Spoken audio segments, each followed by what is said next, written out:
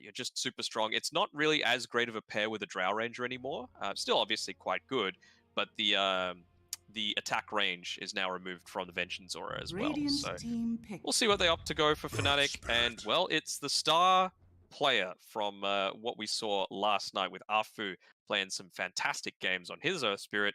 But Fnatic, they're going to be picking up for Jabs. And, I mean, he's shown time and time again that this is one of the heroes that he just straight up excels on. Yeah, it was the masterclass performance yesterday from Arfu, and now if we're going to be able to see a similar game come out as well from Fnatic, it just gives you a position 4 that's able to make these plays, have the rotations, very high impact early. We've seen some flex come through, mainly Yopaj picking it up mid. I haven't seen Moon play it, I think, so far throughout BTS, but they're going to have an incredible player like Jabs running it. And it's going to be so exciting to watch, just this fast tempo that you can have and constantly putting some pressure on. And while Motivate, they're going to go back into the Tiny. This is something that we saw them run a lot. Such a incredible player is Q on that Tiny. And I'm intrigued as well. I don't think it's going to happen this game, but it does look like in those patch notes, Tiny was slowly getting worked maybe back into a core. If I remember correctly, there were a couple of the tree talents got buffed up and also the ability as well. I think, so maybe in the future we might see that. Yeah, the tree grab cooldown reduced a little bit. Also, the attack damage that you get from Grow being increased by a decent amount as well. So I can agree with that. I wouldn't be surprised to see it being run mid in the Southeast Asian region. It's something that's still super popular. I wonder if they might even go for, like, one of the heroes that we saw picked up with some great success over the past week or so was that Puck. And Puck got buffed in this patch pretty significantly. So I think that's going to be one of those other heroes that we're seeing prioritized pretty heavily. But yeah, not too much all different here. Going back for the Ogre Magi for DJ, I am kind of a fan of the shard for the Ogre. The 70% damage absorption, I think it was. I don't even think it counted as reduction. 10 seconds remaining. And it deals basically an insignificant amount of damage back to the enemy team. Seconds remaining. I don't hate it. The multicast is always going to be really effective. You don't need a ton of items to really fulfill your game plan if you're this position 5 Ogre Magi. And if you've got something like, let's say, an Elder Titan that's just able to chunk you down if it's played as a core, I feel like it's going to be really effective. But you need to, if you're going to go down that route, at least in my opinion, go for something that's going to, like, if you go that way, you're going to counter strength heroes, let's say. Something that hits you for a big amount at a slow interval, rather than agi heroes that are just whacking you constantly.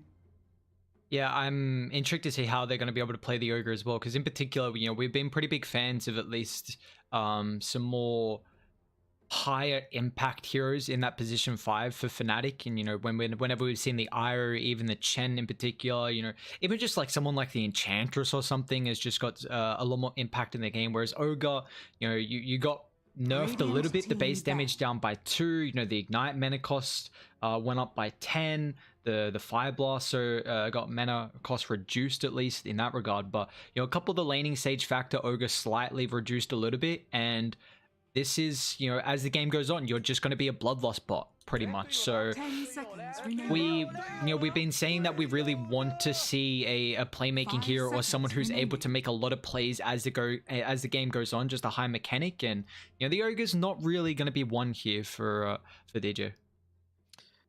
We saw quite a bit about, let's see, 2 months ago, where Faceless Void was like the carry.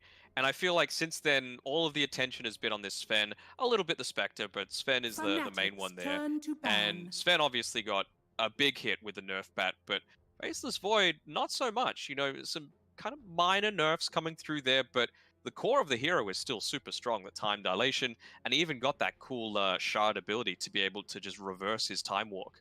So what you can do is, you can be trading for someone in the mid game, trading with someone, and then you just zip back out, get your health back, zip right back in, you're still full health, they're down at whatever you brought them to, let's say half, and you're still ready to go. So I think it's going to be something that's pretty deadly. Honestly, the way that I'm looking at this patch is the heroes that are going to take best advantage of these Aghanim shards are ones that are either very item 5 independent. seconds So remaining. let's say the Phoenix as a great example. Don't need anything other than, let's say, a Tranquil Boots or Wand.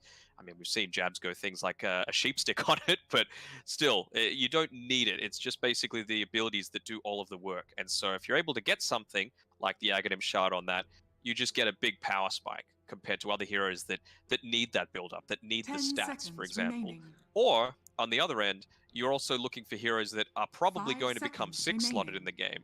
And then how are they going to compare in terms of their effectiveness of their Aghanim Shard? So like PA, for example, if you're up against something like a Sven or a Luna, it's going to be pretty good because then, and even the Faceless Void, honestly, because you've got that ability, the Fan of Knives, that applies a break for a few seconds. So if you're able to dodge out a lot of those passive abilities that these other carries might have, then you've got the edge in that matchup.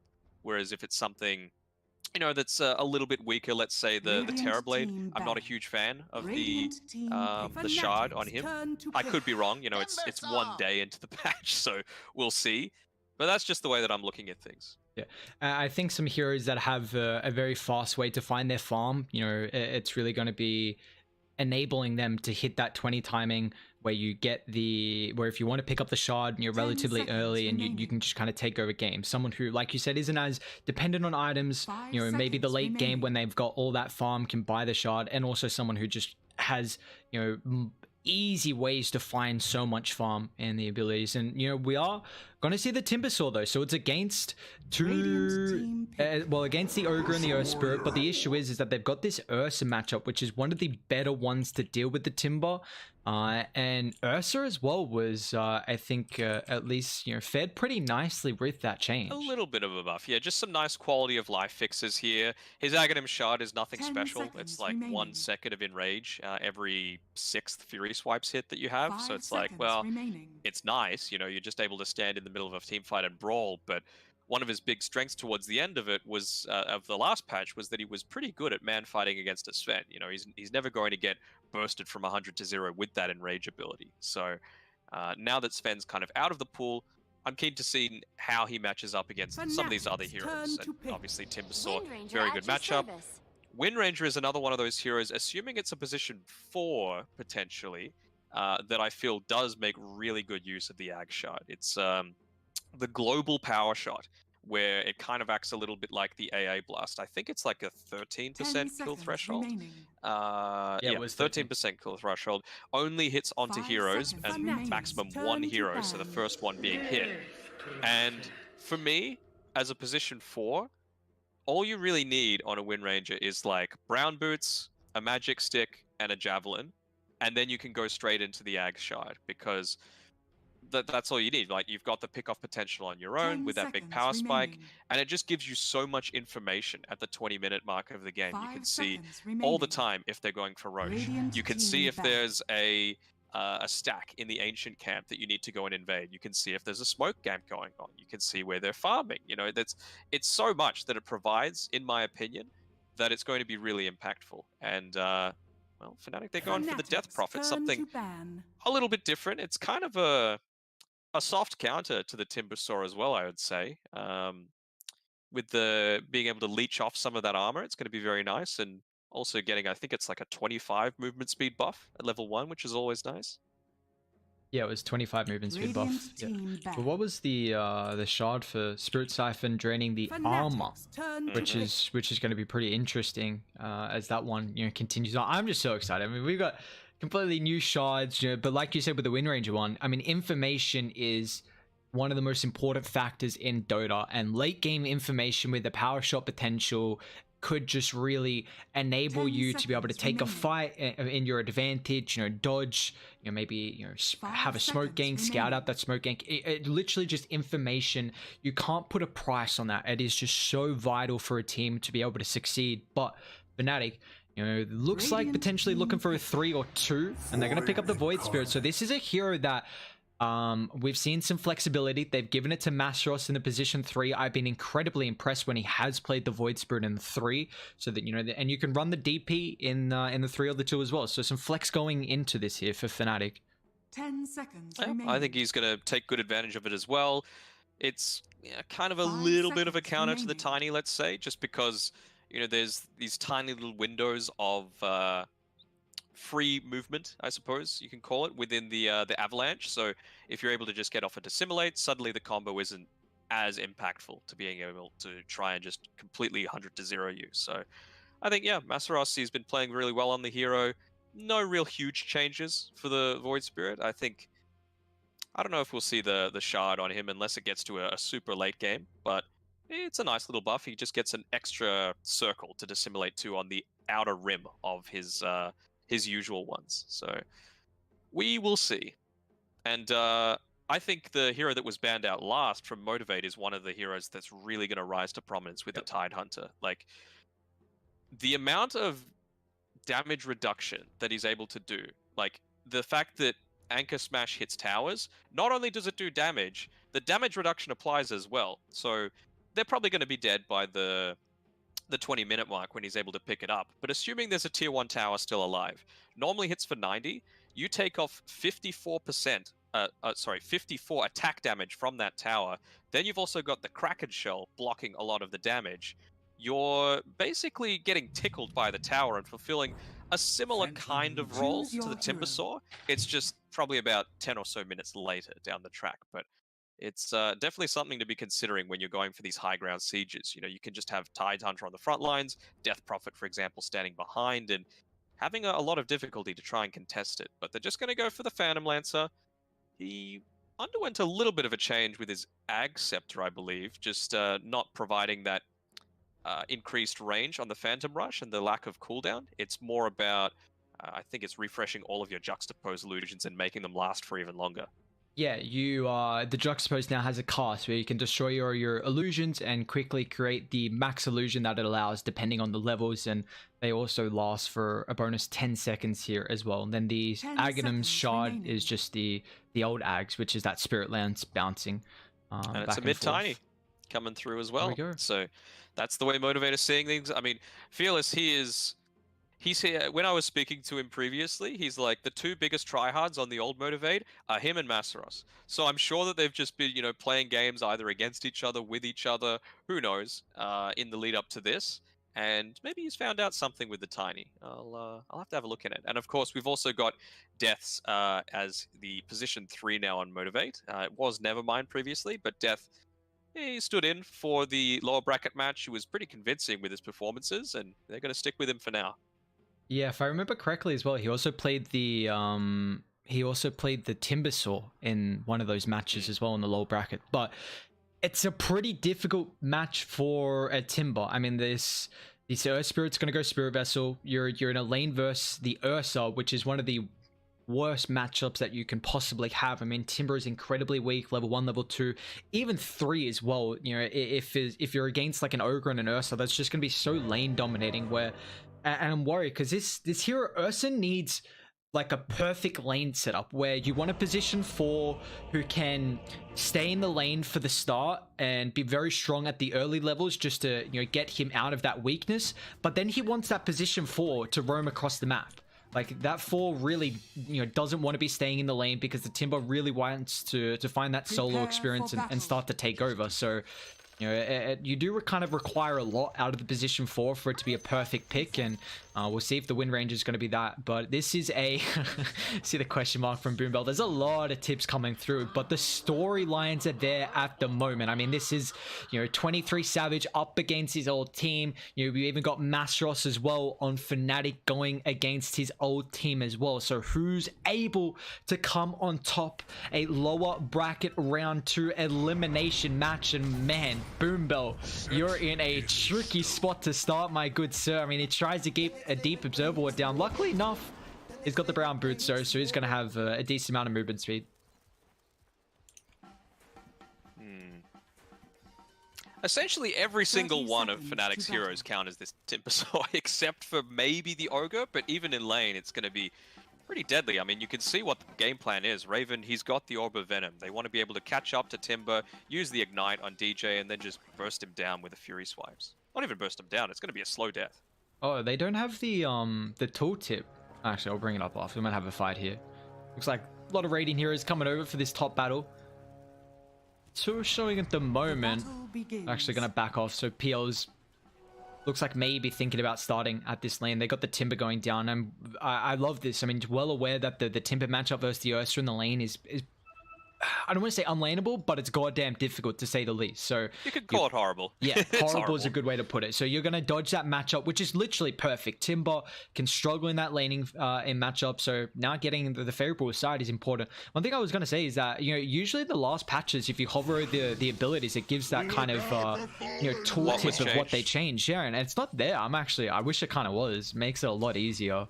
I mean, they just wanted to make things harder for us. So Yeah, exactly. Not, you know? Goddamn. I wonder if they're going to be going for a little bit of musical lanes here. You know, who's going to be the one that switches up? Are they going to try and rotate people down bot to deal with Death? Because he's already got a full wave. He's level 2 by this point, just through the use of that Whirling Death. Has to be careful with his courier, just puts in the trees, so that's nicely done by there. And Jabsy's going to block off that small camp. Again, at its core, nothing too much has changed about the way that you play the early game, but it's just the different options that you now have. That's where we're going to see. So I think around the 15 and, of course, the 20-minute mark is where you're going to really see the big changes happen.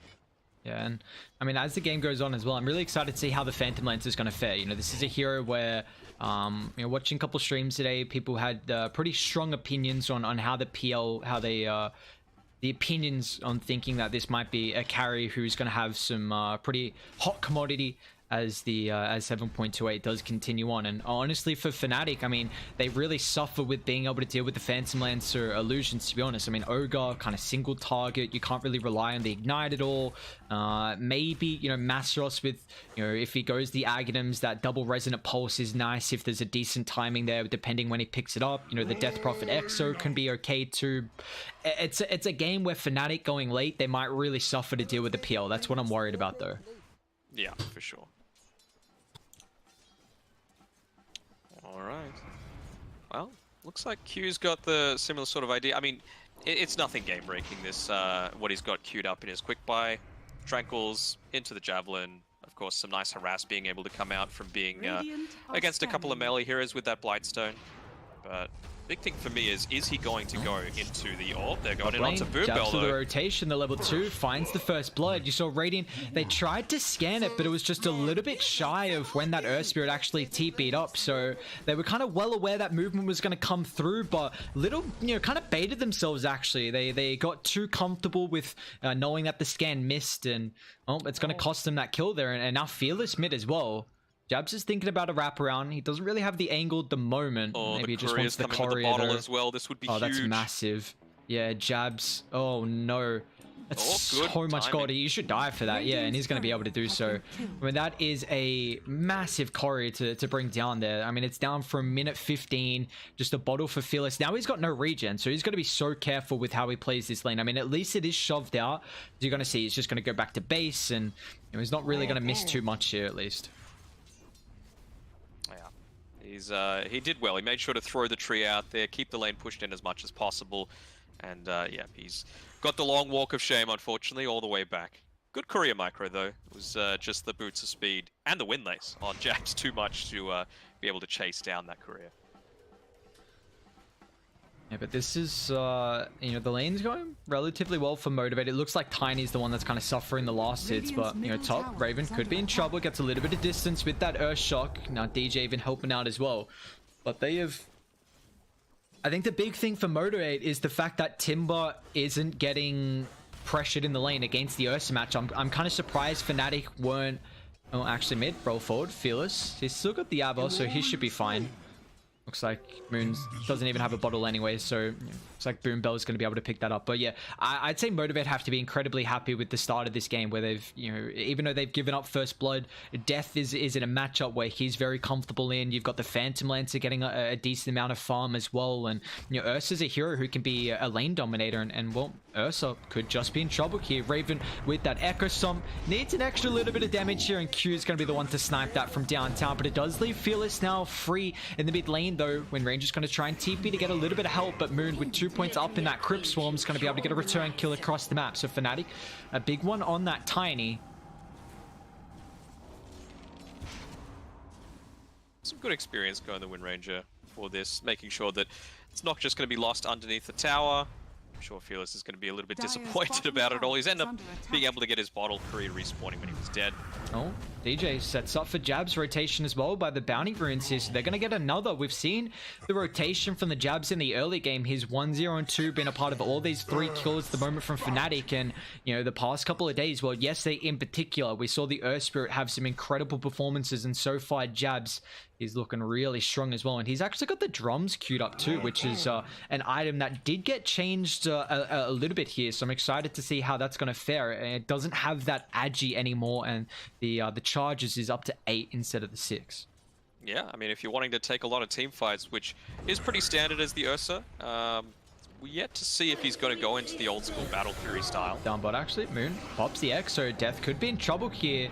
They got that percent damage coming through with the Spirit Siphon, so it's going to be sucking him dry of that health pool. Might be able to get a kill before he dies, but not Nasros able to just keep his life. And now this is with a catapult wave as well, so if Moon can get that lane in, he might be able to put some pressure on the tower. Meanwhile, as well, Motivate trying to even up the count here up top. But you know, one thing we've been bringing up throughout the BTS Pro series is the Death Prophet for Moon is one of his best heroes, and I am, you know, I'm very excited to see how Moon's going to be able to play with this in this game, because you know, in the last series I was very impressed with his second and third game in the upper bracket. Unfortunately, they still lost that series, but you know, now being on a very comfort hero, let's see how he's going to fare as well.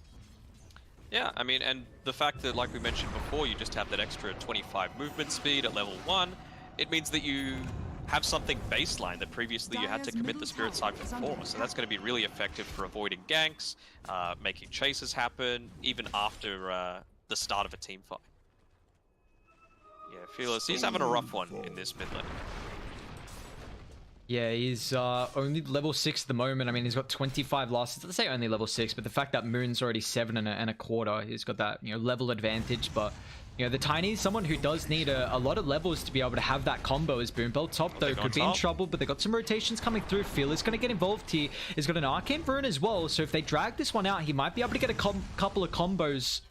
Looks like Fnatic with the Fire Blast is just going to enable them to retreat away. So once again, Jabs, you know, paying off pretty big here with these rotations, getting involved, fighting a kill on that Elder Titan. Fnatic, they got 5 early and a 1,000 net worth lead.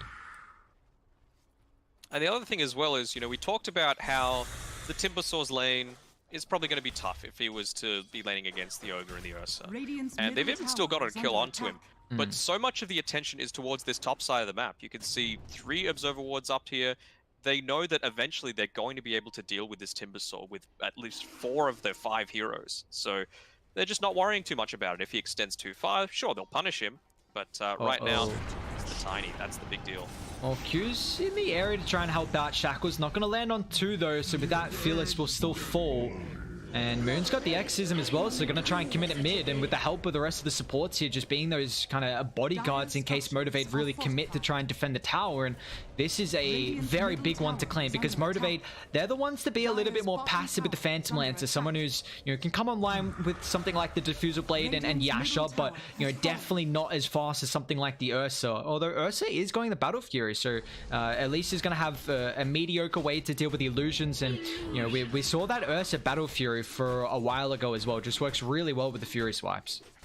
Yeah, of course. I mean, Fnatic are no strangers, similar to the way that TNC play, and making sure there's a lot of stacks. Oh, a chipped vest coming through, so Scuffed Blade Mail picked up by Moon. A couple of the new neutral items we're going to see brought out here in this series and our later series as well. So we'll see how, you know, important these ones, even the Possessed Mask as well. That's going to be very useful for being able to farm. I mean, it means you're spending a whole lot less on regen. PL never really goes too much lifesteal until super late, so that's going to be really handy for him as well.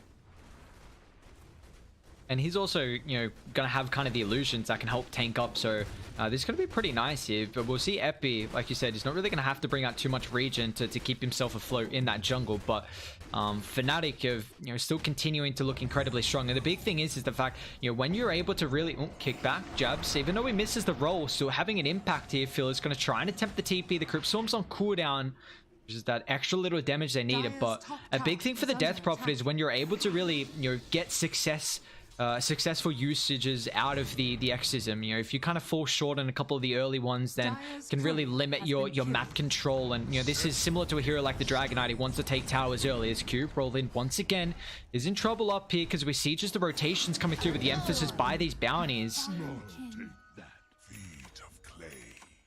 Getting pretty lucky with the neutral items though, as Savage is just going to be blocked out by Masaros from picking up that DD rune, so Masaros going to be very happy with that. Some more pickoff potential enabled, but they don't even need a pickoff, they're just able to push straight into this top tower. Only 10 seconds until that Exorcism's off cooldown again. Yeah, and they got that catapult wave coming in as well, so you know, being chased up here a little bit. Yeah, Masaros and jabs. Being a bit of a nuisance right now. Fearless going to try and come over. Savage with that strength treads. Now they're going to look to turn. Fearless brings down one, and now nice block. Stops the roll from jabs. He does have the drums for the movement speed though. Looks like he's going to get some distance away. Now meanwhile, back up the top we go. Moon committed the Exorcism. Braven's going to close the distance. It's the dominating spree so far for your Death Prophet. And they've still got a lot of usage out of this Exile as well. So they're going to be able to take their second tier 1 tower of the game. Top and mid now claimed. And this will give them a lot more opportunities to make the infiltration movements inside the triangle camp. Yeah, and just after they finish their foray there, all the wards expire. So they're like, great, job done, information received, now we can look to play around. Well, Roche is still important for Fnatic to play around, of course. You've got an Ursa, so he's always going to be able to take those at quick notice, but they can look to put a bit more pressure towards this bottom side of the map as well. As we can see, Raven, he TP'd down here. His courier died, so he's a little low on the mana department, but it shouldn't be too long until it's back up. Yeah, just a couple of seconds, and he's going to be able to bring it out with that Claymore as well. Looks like Motivate really want to try and get Death involved now. You know, he's probably the strongest hero on their lineup. So level 9's had a pretty good laning stage. He's got that hood as well. Even utilizing the Ironwood tree, but this is something that did get nerfed just a little bit. The cooldown, was it 4 before? I can't remember what it was, but it's up to 15, so 6, yeah.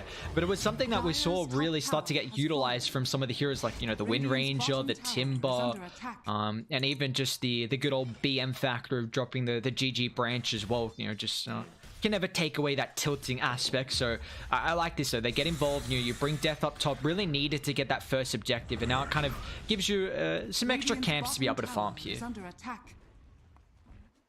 Oh, you're right, it was actually 4. I mean, syncing up very nicely with that Timber chain. Just made it incredibly busted, but now you need to wait for every 3rd or 4th Timber chain to get the maximum value out of it. Bio? Let's smoke it up, man. Fnatic have been playing this game pretty fast at the moment here. They want another kill. The wrap through top. Moon Smoke does get popped here. And Savage is going to see the Ogre running, so the instant TP out from Death, and Q's just going to be able to scurry throughout the river. So kind of nice positioning there from Savage, I guess. Still farming, but you know, and look what he's got queued up. He's got that Ag in him, so might potentially be able to see the new Ags here for the PL. You love to see it. And man, oh man, though, this new change to the Ancient, that Thunderbird, it does so much damage with the clap. I think it's like 210, 230 maybe, some ridiculous amount where, you know, against Illusion heroes, it's going to be so annoying. Yeah, it's clapping those cheeks to be sure, but got Savage. He's just finished up his Diffusal Blade, and yeah, that is a pretty damn quick Battle Fury coming through from Raven. I mean, we've seen it in the past, what was it, like a 10.5 minute on the PA Battle Fury, I think, in the previous series. That was a naked one though, so this is at least, you know, he's got the treads, the orb, stick, and some couple other very minor items. I think what the PA, I think just had Wraithband or something. So, but the fact that the Ursa already has this one completed is ridiculous. Raven's farm's just going to skyrocket, and they commit the Exo. Looks like Radiant just going to try and trade this tier 1 tower. They really don't feel confident with taking fights at the moment here on Motivate. Q's just finished up his Javelin, so he's going to be able to go for a few of these pickoffs with the Diffusal Blade on the PL, looking to fight around this mid tower or towards the top side. That's really where they're wanting to fight right now, but some good vision already achieved by Motivate. They're trying to get rid of as much as possible Radiant's But bottom tower is some under really attack. Here we go. Oh, intuitive. nice roll. Stops the chain, and now Death's in trouble. They got the drag back as well. The Acrostom's going to disrupt this. Let's see if Death's going to be able to disengage. Still alive. That's a lot of damage as well. Phil's going to be able to counter-initiate. They bring down the Earth Spirit, and Moon's in trouble as well, utilizing that Ironwood. Death's back in, but Raven's going to try and clean up. Look at the stun on top of Boom Bell as well. The tower's going to be able to go to work, but now Savage showing up with the Diffuser Blade. Raven, he's in trouble. Shackles locks him up, and now DJ's going to attempt the TP as well. They're going to cancel Fearless, and Co will bring down 4. Motivate, an incredible fight. They've been suffering in this early game, but showing up big. They're finding that tier 1 tower, and 4 heroes on Fnatic as well. Oh, Masaros just right in front of his face takes the bounty route away from Fearless. Yeah, Masaros wasn't showing up to that fight just yet. He just finished his Yule Scepter, so he's perhaps a little bit late on the reaction time, but still some great use of the item timings coming through from Motivate with the Diffuser Blade and the Javelin on the Wind Ranger, making big things happen. And that's a big fight there for Motivate, because they didn't have the blink on Fearless. He had like about 1,500 gold at the start of that fight, and afterwards now the blink is completed. So this is going to give them, I mean, PL's top of the net worth now, getting involved with that Diffuser Blade. You know, we see the Javelin paying off, but now the big thing is Tiny's kind of suffered through that laning stage, the early game, but now Fearless can really have a lot more impact. He's got the Avatos, you know, maxed out now, so his burst potential is going to be through the roof. Now they did nerf the combination a little bit. I think it's down to 2.5% instead of the 3 if you get the Avatos combo previously. So the damage did get kind of tweaked, but still we will see the Tiny be able to burst through some heroes. For sure. A little disappointed in Q. He had the MKB queued up as well on the Wind Rangers, so probably not going to get to see my my hope item, I guess you could call it. See the first use of the shard, but I mean, they've got some really good pick-off potential as well with the Tiny, right? You don't need all that much to be able to even have an impact from the other side of the map. Just opting to go for the standard, you know, not changing things up all too much. I'm excited which heroes we're going to see the first shard on, honestly. Like, who's just going to go for it? I was going through all the heroes, seeing that quick buy. Unfortunately, no one's got one queued up at the moment. But, you know, at least we're seeing a new Ags on the PL. That's kind of something, but definitely not the shard. So, you know, if someone's going to go for it, I'm excited to see that. We do have the Death Prophet, though. Actually, looks like he's going for the Bloodstone here. So, yeah, it's going to be quite nice. And, yeah, I wonder if we're ever going to get to the point where it's just like, it hits 20 minutes and then you just instantly see the buy on, like, shard, just because people have found out which ones are busted and just cannot be let through. Yeah, I wouldn't be surprised, honestly. It's just going to be a massive timing by that 20, where if you've got the gold, see it can really maybe come into play here. And while we're 4 minutes away from it, but still without too much gold in the bank from a lot of these players, so we'll see how they're able to utilize that extra advantage that has now been given by Lord Gambit and his Masteros. Well, going to be able to catch up. Boom Bell here. Phil is going to try and counter initiate. Can they bring through the Void Spirit? The Scepter is going to be trying to disrupt this, but it still gets a Resonant Pulse off. They've lost the ET. It's going to be a 1-for-1 to start, but Fearless with the wraparound Moon straight on top of the Spirit Siphon. Epi's going to try and get involved here. But Savage, what can he really do? It's Death in the middle. He's in trouble. San's going to prevent the chain away, so it looks like Motivate. They're going to end up losing 3. Savage, thought about coming through. Maybe chucking out that Doppel, seeing what he can, burn some mana down. But that's a nice fight for Fnatic, where they, Motivate weren't really set up and didn't really have too much vision in the area as well. I think just wanting to wait in particular for when this Manta style comes. It's still very scary for a PL to try and join any of these fights. You've got the DP silence, you've got the Earth Spirit, and eventually you're even going to have Masteros on top of that. Now that he's finished his Yule Scepter, he's gone straight into the Ags. And the extra kind of control that it's able to provide you against the Timber as well, that double silence. Yes, he's got the Yule Scepter. It's also another way to be able to deal with the Phantom Lancer illusions, which I highlighted earlier, depending on the timing that you get the Aghanims, and even kind of the extra control before he gets the Manta. So if he's able to find that at a decent timing, I mean, what is he, 125 at the moment. He's 4th in net worth, so Masteros has been having a relatively good game here. But the big standout is Raven's still getting incredibly farmed. He's got the Bastion now completed.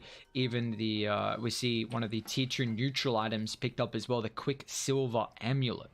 Yeah, Gaben's blessing us. We're getting all sorts of new neutral items coming through here. So Quicksilver Amulet for something like an Ursa that always wants to be casting his spells is just going to be so impactful. Getting that extra movement speed, the extra attack.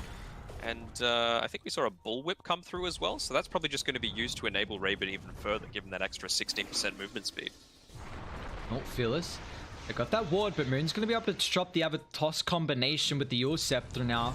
Rotations coming through. They want to try and punish this deep attempt here, but they got to be careful with the backline stab. Mastros has got a DD just controlling up the backline so they can't counter initiate with the Echo Summon. Just dropped it as Tiny before. Boombell's in trouble as well. Mastros cuts him down with the double damage.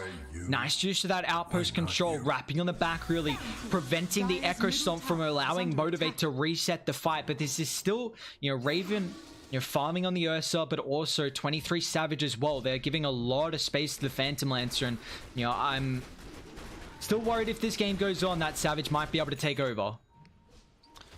Yeah, there's the potential. We don't know quite yet how good this Ags is. That's true, right? A little bit unlucky with the Thunderhide again, with all of his illusions. He manages to take out the main one, but they're just going straight into Roche here with the Ursa, with the Exorcism. Why not? Scouted it out, but it's going to be a little bit too slow. Yeah, it's just way too late. They're going to be able to shred that one down. They do commit the Exo, but Raven's got the Aegis now, so that extra life for the Ursa really going to be strong for them. They can heavily utilize this. This is always a hero that loves that early Roshan. It's one of the better ways to be able to bring that down. And you can just see the tempo that Fnatic are wanting to play out. They've used 4 of the 8 charges of the Earth Spirit's drums. They're continuing to go in. Let's see if Freddy want to fight here, because they know the Exorcism's on cooldown. They got a very nice ward in the area as well. Savage going to show up. Yeah, Fnatic want to retreat instantly, although Raven, he actually TP's in. They get the shackles. They're burning out all the mana, though. We might just lose that first life instantly. Mastros on top of the backline as well, but the Echo Summon's going to control him now. They're going to be careful. The Earth Splitter flying through as well. It's going to drop the toss back. Beautifully done from the Tiny, but where's the follow-up? Savage, he's controlled. He's going to be careful as well. He's going to try and dip with the back, but the Doppelganger gets him some space, but they found the real one, and now Savage utilizing that Phantom Rash on top of the creep wave, but it's not going to matter. And now with the cleanup coming through, they're just bringing them down slowly, one by one, although they're still holding this live. Q on top of the back, focus fire is there, but Mastros now big combo on top of the back. Fearless brings down Void Spirit, but where's the extra? Death has got a little bit of mana to utilize, but Raven finds the bash, and with the extra attack speed coming through from the overpower. 3 down from Motivate, which looked like a really good start. They knew the Exorcism was on cooldown. They had a very good ward on the high ground. They brought that first life from Raven too, but man, they just died so fast. I think you're kind of okay with it. Taking away the Aegis from an Ursa means you can get closer towards your next timings, and I mean, it just takes away some of that fear that they're just going to be looking to come up onto your high ground, because that was an Exorcism used in the previous fight. It wasn't used there, and you're going to have the Arcane Rune as well available for Moons, so still something to be scared about. But I think the next Roshan is really what Motivate are going to be prioritizing right now. And there's a good old Midas picked up actually for DJ, so we might actually see that buy shield, honestly. And yeah, he's got the shard queued up after what looks like the Holy Locket, and I am really excited to see if Holy Locket might actually... Oh, we got a multicast on the first one. That's literally, you love to see. Nothing more you want on an Ogre than to get a first multicast with the Midas use, but yeah, I'm excited to see if this Holy Locket might actually be viable. We kind of saw it on the Io, maybe even the Phoenix occasionally, but now with that change, you are getting, I think, every 15 seconds, 1 charge, which is with the big factor here, and it's going to be pretty interesting. It's the regen aura as well. 3 HP regen is going to be really nice when they're looking to take all of these fights as a team of 5, so that's going to be pretty handy. Although, honestly, with the Shard, I can't think of too many worse games to have it than, against a PL, right? Just because he's going to melt them off. It's true, just the illusions just kind of shred him and won't even have to really worry about much. I mean, I guess it gives you at least a defensive factor, but Fnatic trying to roll in top here. Jabs catching up Boombell. I mean, it's going to at least give the rest of the Motivate side a way to be able to disengage with their mid. We've got a battle coming through as well. Raven's already got an Abyssal Blade just showing up big here in this game. One dominating spree for the Ursa, and well, 23 Savage going to be careful too as well. But this is, when top of the net worth, we're seeing the Ursa really, be that nuisance entire of the game, and Fnatic are looking strong. I think the thing that they're really waiting for is the ability for the Wind Ranger to go for these solo pickoffs as well. Getting closer and closer to completing that MKB, even with something like a Death Prophet. If you're able to get that full duration shackle off, there's no guarantee that she's going to live. You don't have a ton of save, because we've seen in these team fights, Jabs has been on the one on the front lines. If you're able to somehow skirt in behind them, They're trying. they do have that capability to kill, although missing the shackle. Don't know how that latched onto nothing. Nice Echo stop on the high ground though. If I don't they... think they know though. Yeah, no vision. This is a pretty good spot for Dire to be able to hold around that triangle. They got a ward situated. Very power spot for them, for Fnatic. And you see how they're controlling. They got top and mid shoved in, just controlling the triangle, really limiting the farm that they're able to find here. And well, they're pressuring Mastros. That's a deep attempt here on the Tiny. Do they have any save opportunities though? Cute shocks up the shackle, but it's not going to matter. They don't find the extra latch, so pretty much just a mini stun almost, and Raven's just able to clean that one up there. They're getting a little lucky here on the bashes. Fearless was just wanting to, rather than immediately use the Avalanche, get his Force Staff back into the base, but immediate bash straight after the Abyssal. Not so great. Doesn't feel so good. And there we go. DD bottled up for Raven. He's already level 19. Jeez. Highest level in the game at the moment, and he's getting pretty close to that 20 as well. He goes for the Earthshock with a plus Fury swipes damage. More than likely, I mean, he's going to have an immense amount of damage as this one continues throughout the fights, and this is all without a BKB. So now is it's really going to stop the Timbers damage, stop him from losing out all on the mana, the combo from the Tiny. It's a lot of abilities that he has to be worried about, and the fact that he's already had such a good game without it, it's going to be very difficult for them to kite him. Double damage. Oh, this is going to be a big team fight. They've just put the vision down, so wonder if they're going to spot it. Mastros Mastros breaks it. but Fearless tries to counter up. It's a lot of damage already on the Void Spirit. They're going to be careful. They Trying see the to go double on the damage. back line as well. Savage, he can build up the illusions. He's in trouble instantly with the Abyss Blade. They found the real Phantom Lancer, but the bash coming through the last second. No, Savage, he tried to stack up the illusion on top of the supports here, but the rest of Motivate, they gave up that higher ground, and they might give up another hero as well. Fearless caught out of the mid lane. The hero sets up for the roll. Raven, he wants to see if there's any heroes on top of the back, maybe trying to defend the Tiny, but there isn't. So it just turned his attention to the position 2, who hasn't really been able to get a foothold in this game. 4-7-4 for Fearless, and Fnatic now utilizing that DD, finding 2 pickoffs onto the tier 2 tower. Yeah, I think just getting that little bit too keen. The DD, way too much to handle at this point of the game, considering the farm that Raven has. That Abyssal Blade coming in clutch. As I mentioned, getting somewhat lucky sometimes with some of the basher crits, but procs rather. But yeah, if you're going to have a PL diving in that deep onto the backlines against a DD, you're always running the risk of something going awry.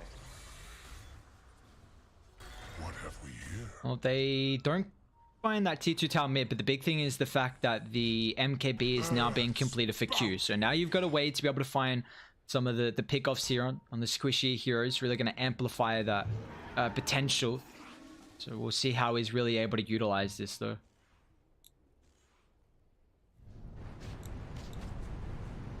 His timing for his Ags is going to sync up pretty well with Juxtapose being maxed out as well. So that's going to be a nice little power boost for Mastros Savage. He's found death. He doesn't have too many reactive armor stacks as well, so Raven just shreds him down.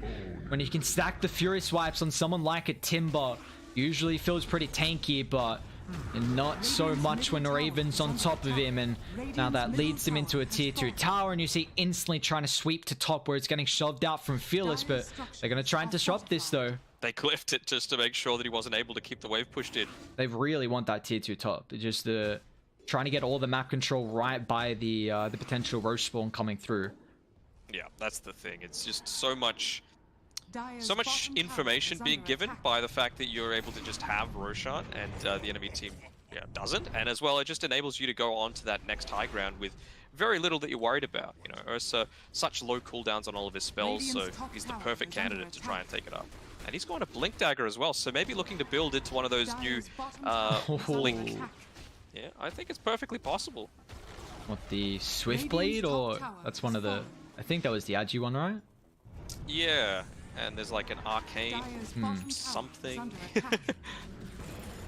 Arcane Blink, Swift Blink, and Overwhelming Blink. Yeah, I mean, Swift Blink seems fine to me. Gives you that little bit of extra attack speed, extra movement. I think phased movement speed as well. So even though he hasn't opted to go for the phase boots, obviously going the more farm-intensive style with the Battle Furiosa, you're still going to be able to phase through people. So you're totally fine with it.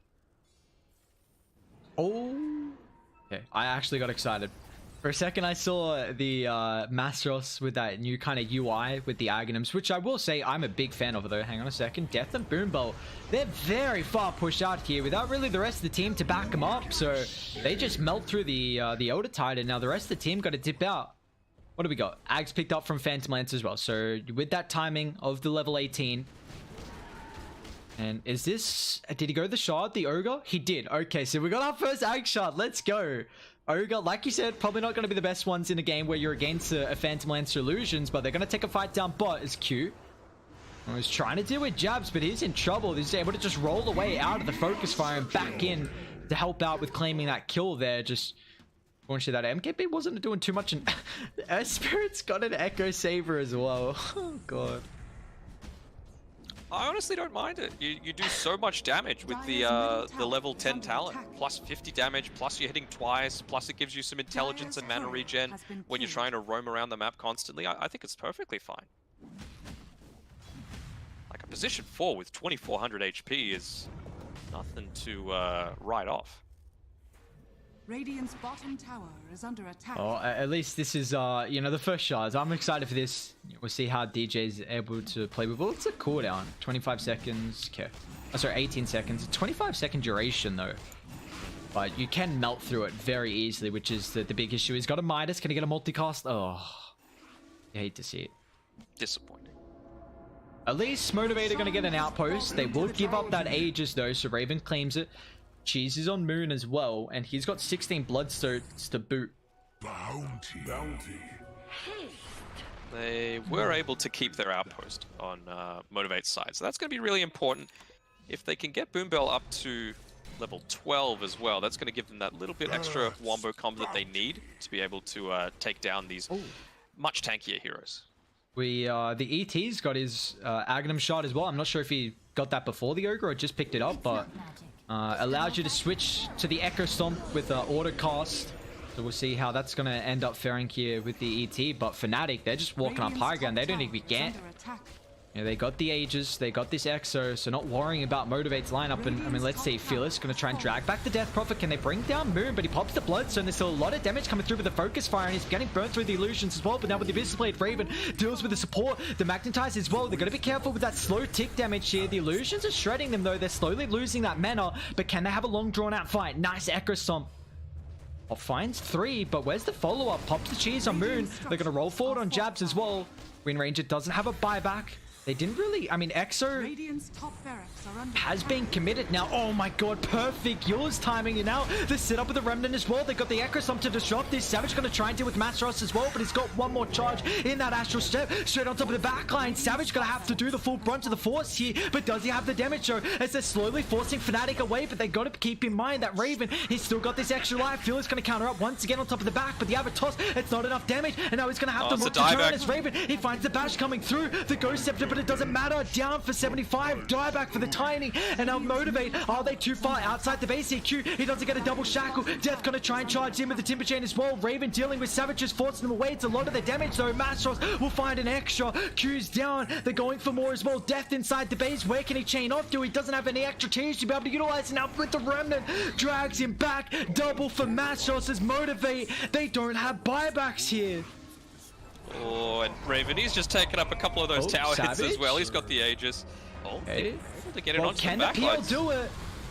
You're gonna have to hope now, but the bash comes through. They deal with the Illusions. Bye PL. Down for 70. They just shredded through them. Moon's going to be able to catch out the Elder Titan outside the base as well. And man, this is... Oh, God. He has... It's such a comfort hero for Moon on the Death Prophet, and he's shown up 9-1-16. Fnatic in this game won 25,000 net worth lead. They got the melee racks up top, looking to try and take the mid racks as well. And oh, this is a game where it's going to be hard to come back from here.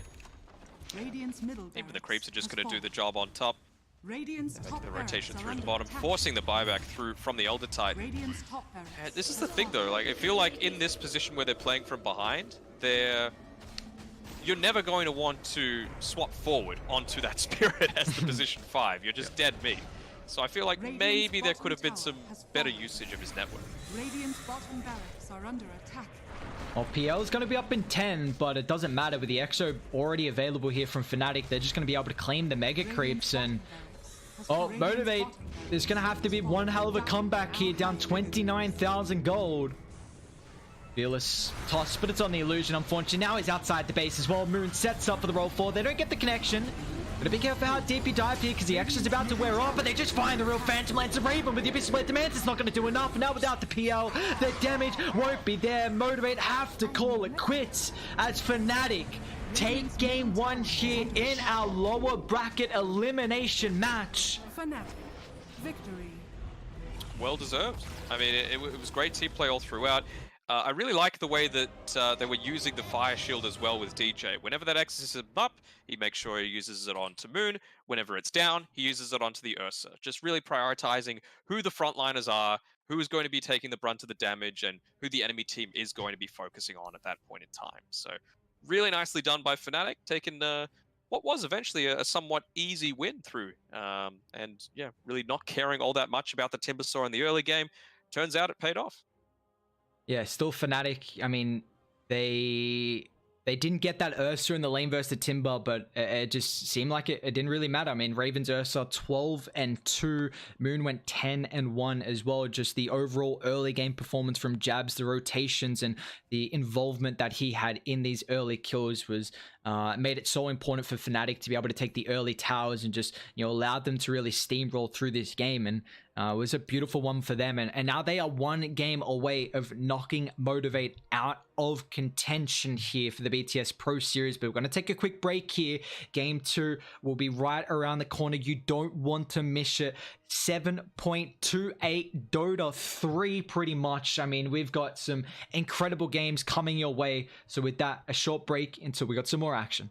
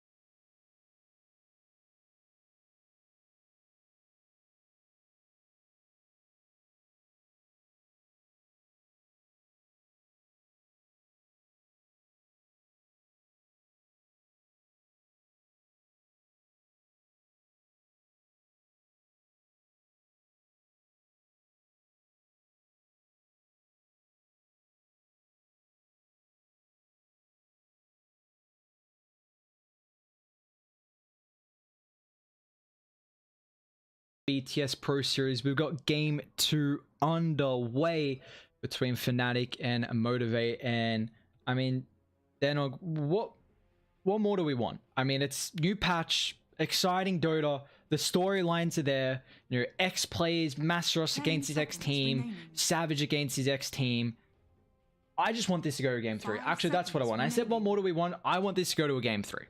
I want it to go to a game 3, and I want more Ag shards. Come on, players. Lena's got a damn good one, so I'm keen to see that one. What does Nyx have? But it's pretty damn rare that he gets picked up first in a draft. And Motivate, they're just sitting back. They're saying, look, we'll go a tried and true draft. You know, they didn't ban out the Slardar. It was the first ban of the entire series in the last game. So we will see what they opt to do to try and take care of it. But Nyx Assassin, I mean, he's gotten a little bit of like indirect buffs, I suppose, coming through. You know, the Deucer now has the level 25 talent where you have 75 intelligence as opposed to the mana, so that really shreds through it if she tries to go into like a Divine Rapier build. Most of the time you go the split shot attack modifiers, but still, it's nice to see him fulfilling these little niches. One of his big points of difference, I guess you could call it, was obviously having the break with his Vendetta. But now it feels like there's so many other heroes that have some kind of break mechanic. You know, the PA's got it with her Fan of Knives, Doom's got it now with the Doom. I'm sure there's another one that I'm missing here, but there's been so many changes that it's crazy. I remember going through the patch notes and seeing, like, I was very surprised with how many shards were able to be used on allies, like felt very defensive, and then how many extra breaks I saw in the game. So yeah, I mean, it's we've only seen one game. Have you played any games actually today so far on the new patch, or one game? One. What'd you play? I had a Pudge picker on my team. Ooh. I played CM, just in my standard stuff, classic. You know? But I don't know. There was nothing too different really about the patch. I think maybe it didn't get to that stage because I did not have too good of a time, but. Yeah, there's plenty of time for Dota, but now it's time for Fnatic. Motivate. The Troll Warlord coming out as well. I was kind of theory crafting with some friends. They're like, how about the Troll as a support, though? You know, getting the Shard to be used to, I think it's the ranged axes dispel targets when they hit, and the melee... Spell himself. No, sorry, so the range dispels enemies, not teammates, right? Yep. And the melee dispels himself, and if you get Ag Scepter, your ultimate is the global one. Like everyone gets 60 attack damage, 60 attack speed. Yeah, that's correct. And that could be interesting, really, if it is played as a support.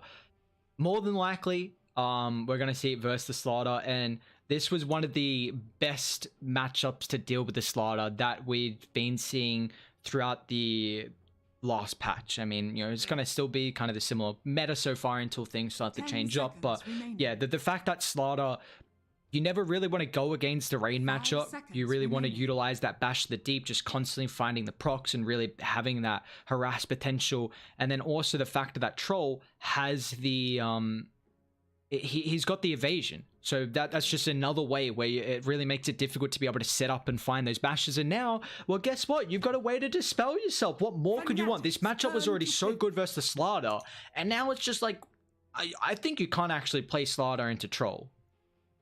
It's going to be very difficult. I think Fnatic could even follow up with something like an Omni Knight. I feel like that's one of those other heroes that works really well. Sure, Troll's not a strength hero, but it's just going to enable you to not care too much about all of these stuns that will be coming out from the Lina and the Slardar, assuming that that's what he's going to be laning against. And look, even if you get lucky and get one of the root procs, assuming you're in melee form, that purification is a good amount of burst damage as well to try and ramp up and get some kills. So what might be a scary lane a lot of the time is suddenly turning into a potential kill one for yourselves. So I think Omni might be a decent pick for him here. Yeah, what they changed with Omni, was it just it was either Purification or Heavenly Grace dropped by 2 seconds, right? Yeah. It's the Heavenly Grace, and they gave him the hammer as well as his Ag Shard, which I think is really strong, but I'm not sure how I feel about Omni as a core just yet. But probably going to be irrelevant as they pick up the Shadow Demon. Little, I don't know if you want to call it nerfs or buffs, but they made it so that assuming you've got multiple uses of the Demonic Purge, As soon as you use the second one, the first one immediately expires and deals all the damage that had been stored up, I guess, until then. You can't dispel shadow poisons anymore, and you can also use the demonic purge onto allies to heal them and give a movement speed boost, I want to say. There's too many changes. I'm looking this up constantly. At least that's the thing. We're able to go back and forth, see the changes. One thing about the mag, though, I mean, there weren't many. The empowered duration got rescaled. It's just now a flat 40.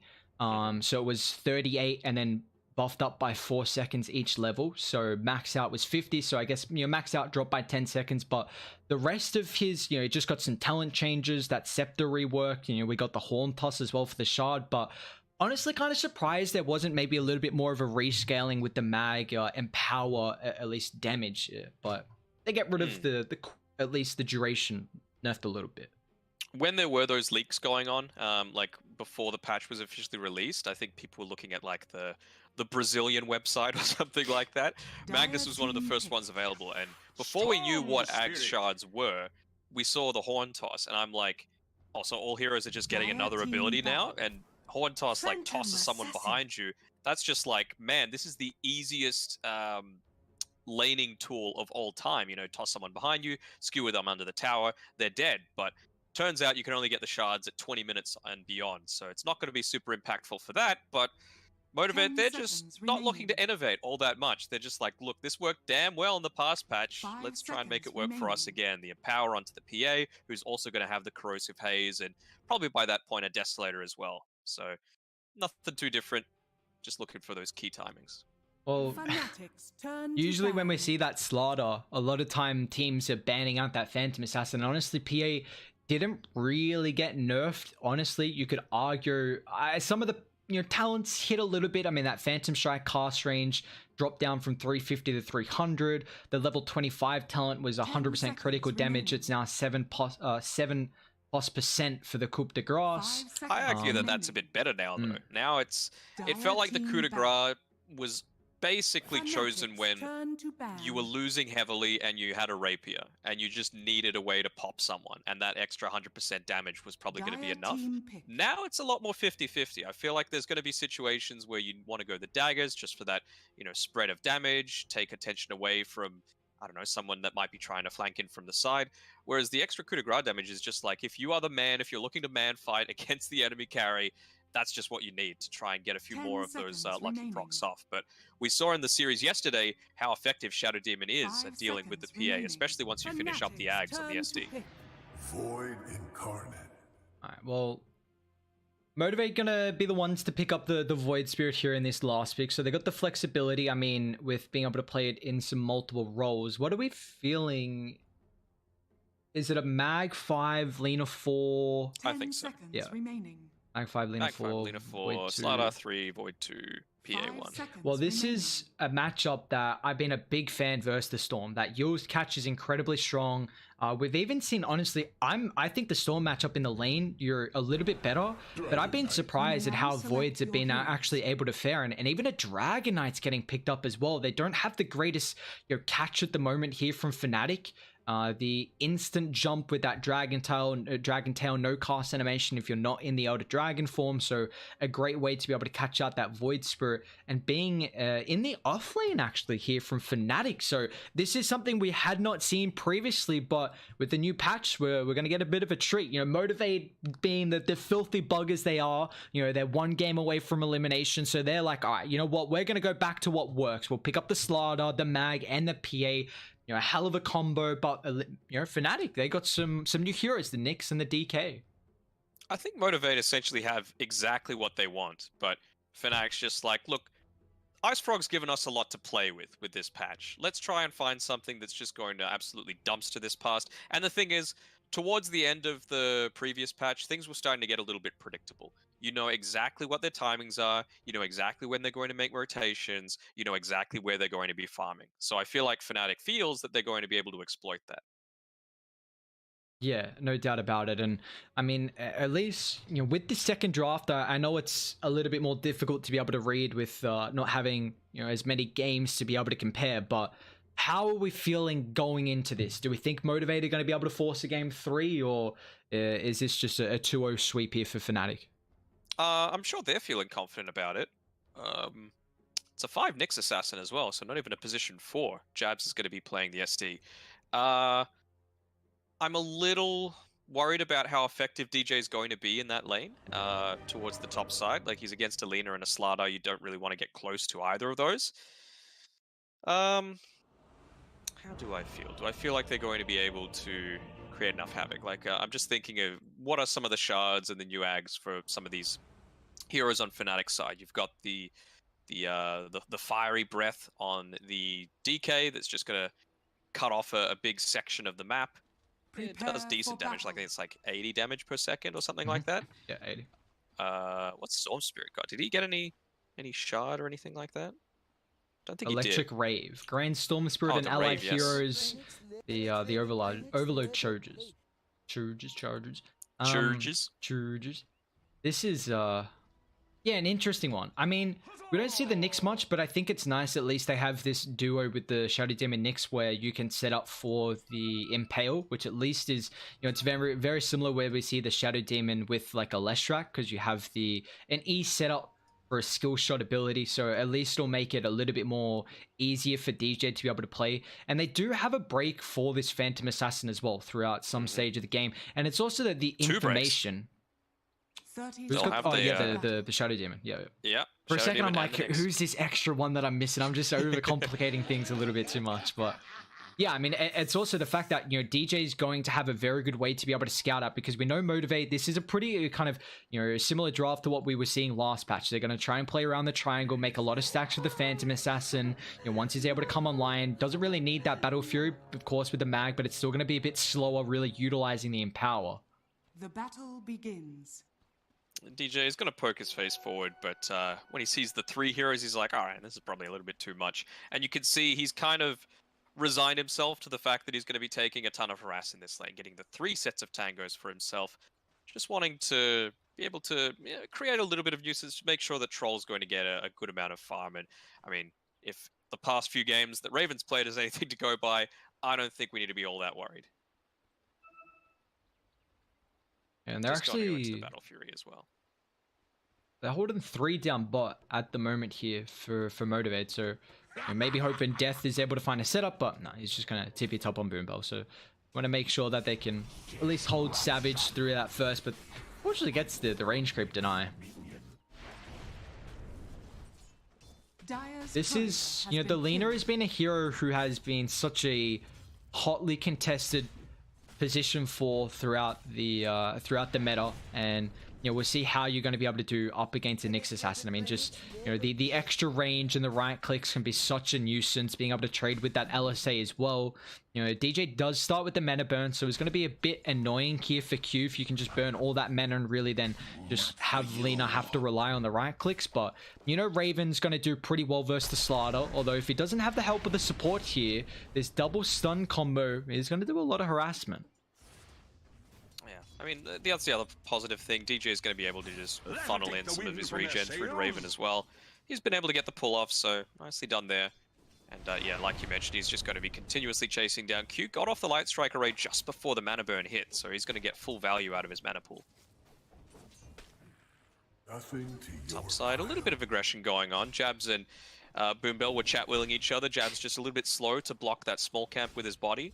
So they're going to be able to pull that through. I feel like one of the reasons they picked this DK is that you're really not that worried about the PA in lane. You've always got more sustain.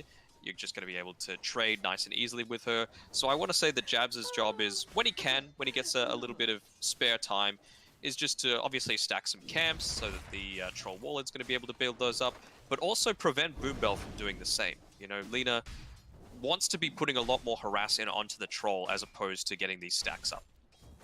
Are you worried that they go for more of a passive hero in the lane like the Dragon Knight as well? Skewer. There we go. They're going to drag him onto the tower, and now with the Dagger Slow as well, Masteros is going to eat a lot of damage here as they're going to try and body block him off so he can't get the retreat, force the TP away. It is back to the tier 1 tower.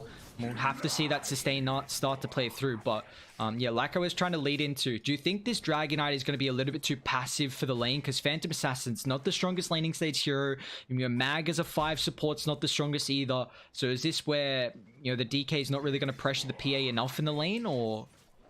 I think he's going to be fine enough, honestly, and it's just about getting levels, right? Just sustaining, kind of playing a style similar to the Timbersaw, right? There's the tower threat as soon as you hit up onto that level 6. So I think he's fine just to be able to trade somewhat evenly with the PA, provided that Jabs is also doing his job in preventing the stacks from being built up for Motivate. Yeah, that is the big factor though about the DK, that it does give you, once you have 6, you've got tower taking potential, so being able to go top to mid, just getting the map control, and it's really then going to be able to open up the opportunity you have to really start making these movements, because again, you know, you've got this mag lineup where you're going to play a lot more passive, really trying to utilize that Empower, get the full usage out of it. So, you know, once Mastros is able to get that 6, yes, he might not pressure as much, but, you know, when he's got the ultimate, then the tower aggression will really start to be a big kind of worry here for Motivate. But we do have the rotations. It's more of a retreat coming here from Jabs. He's trying to get away. Fearless could potentially make the play for him, but just a little bit low on mana. How's this mid lane been going? I haven't watched too much. I mean, unfortunately, Moon doesn't get the rune there, but looks like, what is he, 22-4 compared to the 15-3, so doing a little bit better right now in the last hit department. He's doing just fine, and Raven as well. Despite the fact that DJ's been spending a lot of his time pulling, he hasn't copped too much harass. He's still got the 1 tango left. DJ, he's been just throwing his body in the way. He's used all of his 7 tangos that he started with. They're really taking away the factor of Q being able to utilize any abilities as well. Just a constant mana burn, chipping him down. But mid lane though, Moon drags back Fearless. Jabs' TP though looks like just trying to refill the bottle, not really going for an opportunity to kill.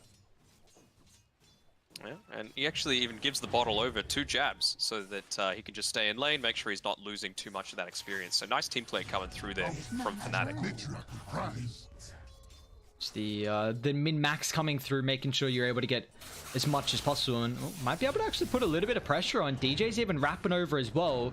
Nice dodge with the dissimulate.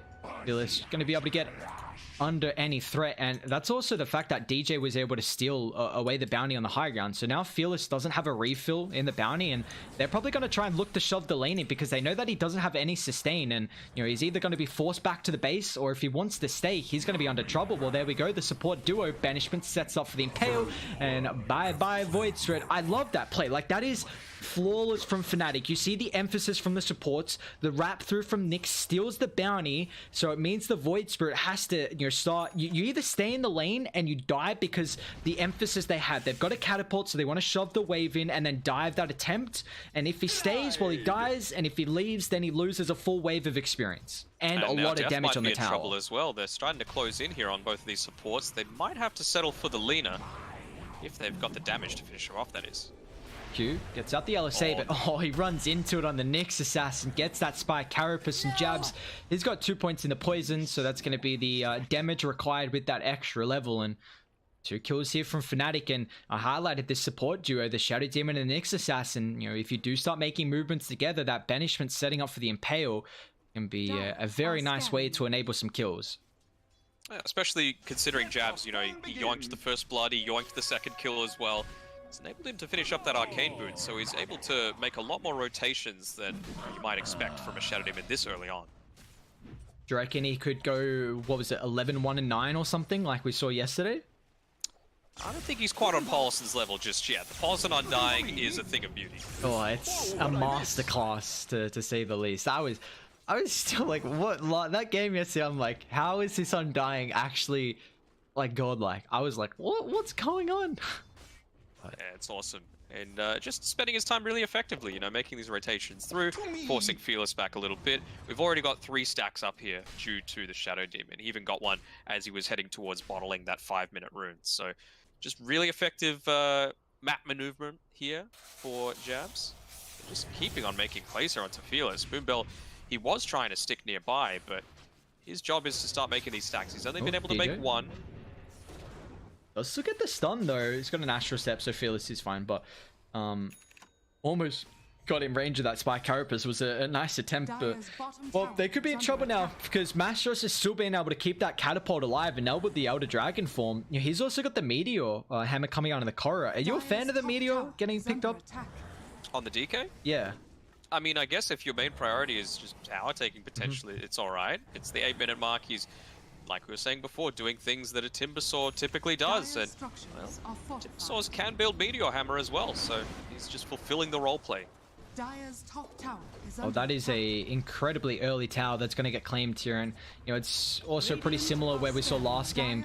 Moon getting a lot of usage out of the early X's and finding these objectives, and it's kind of very similar how the DK wants to play it. If you're able to get, you know, the first couple of towers early with that Elder Dragon form, it just can then allow you to use the next ones afterwards as maybe more of like a farming way to be able to keep back up in the farm and find some stacks if you even get that level 12. But you see Motivate, I mean, you've just got Savage trying to farm up the ancient stack at the moment with the Empower. I mean, it's only level 2 unfortunately, but still the beautiful thing about the Phantom Assassin is that you can utilize the blur. But mid lane, they've got the setup though.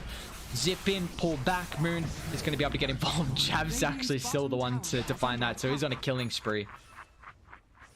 Savage, he should be able to take this one relatively soon. Even gets the stack off for himself, so really nicely done there. But he's starting to run low on that Empower. Actually, it's run out completely, so he's going to need Boombell to get him back up to full health. It's the big priority for him that he takes it before Fnatic do know that this is the area that he's farming in.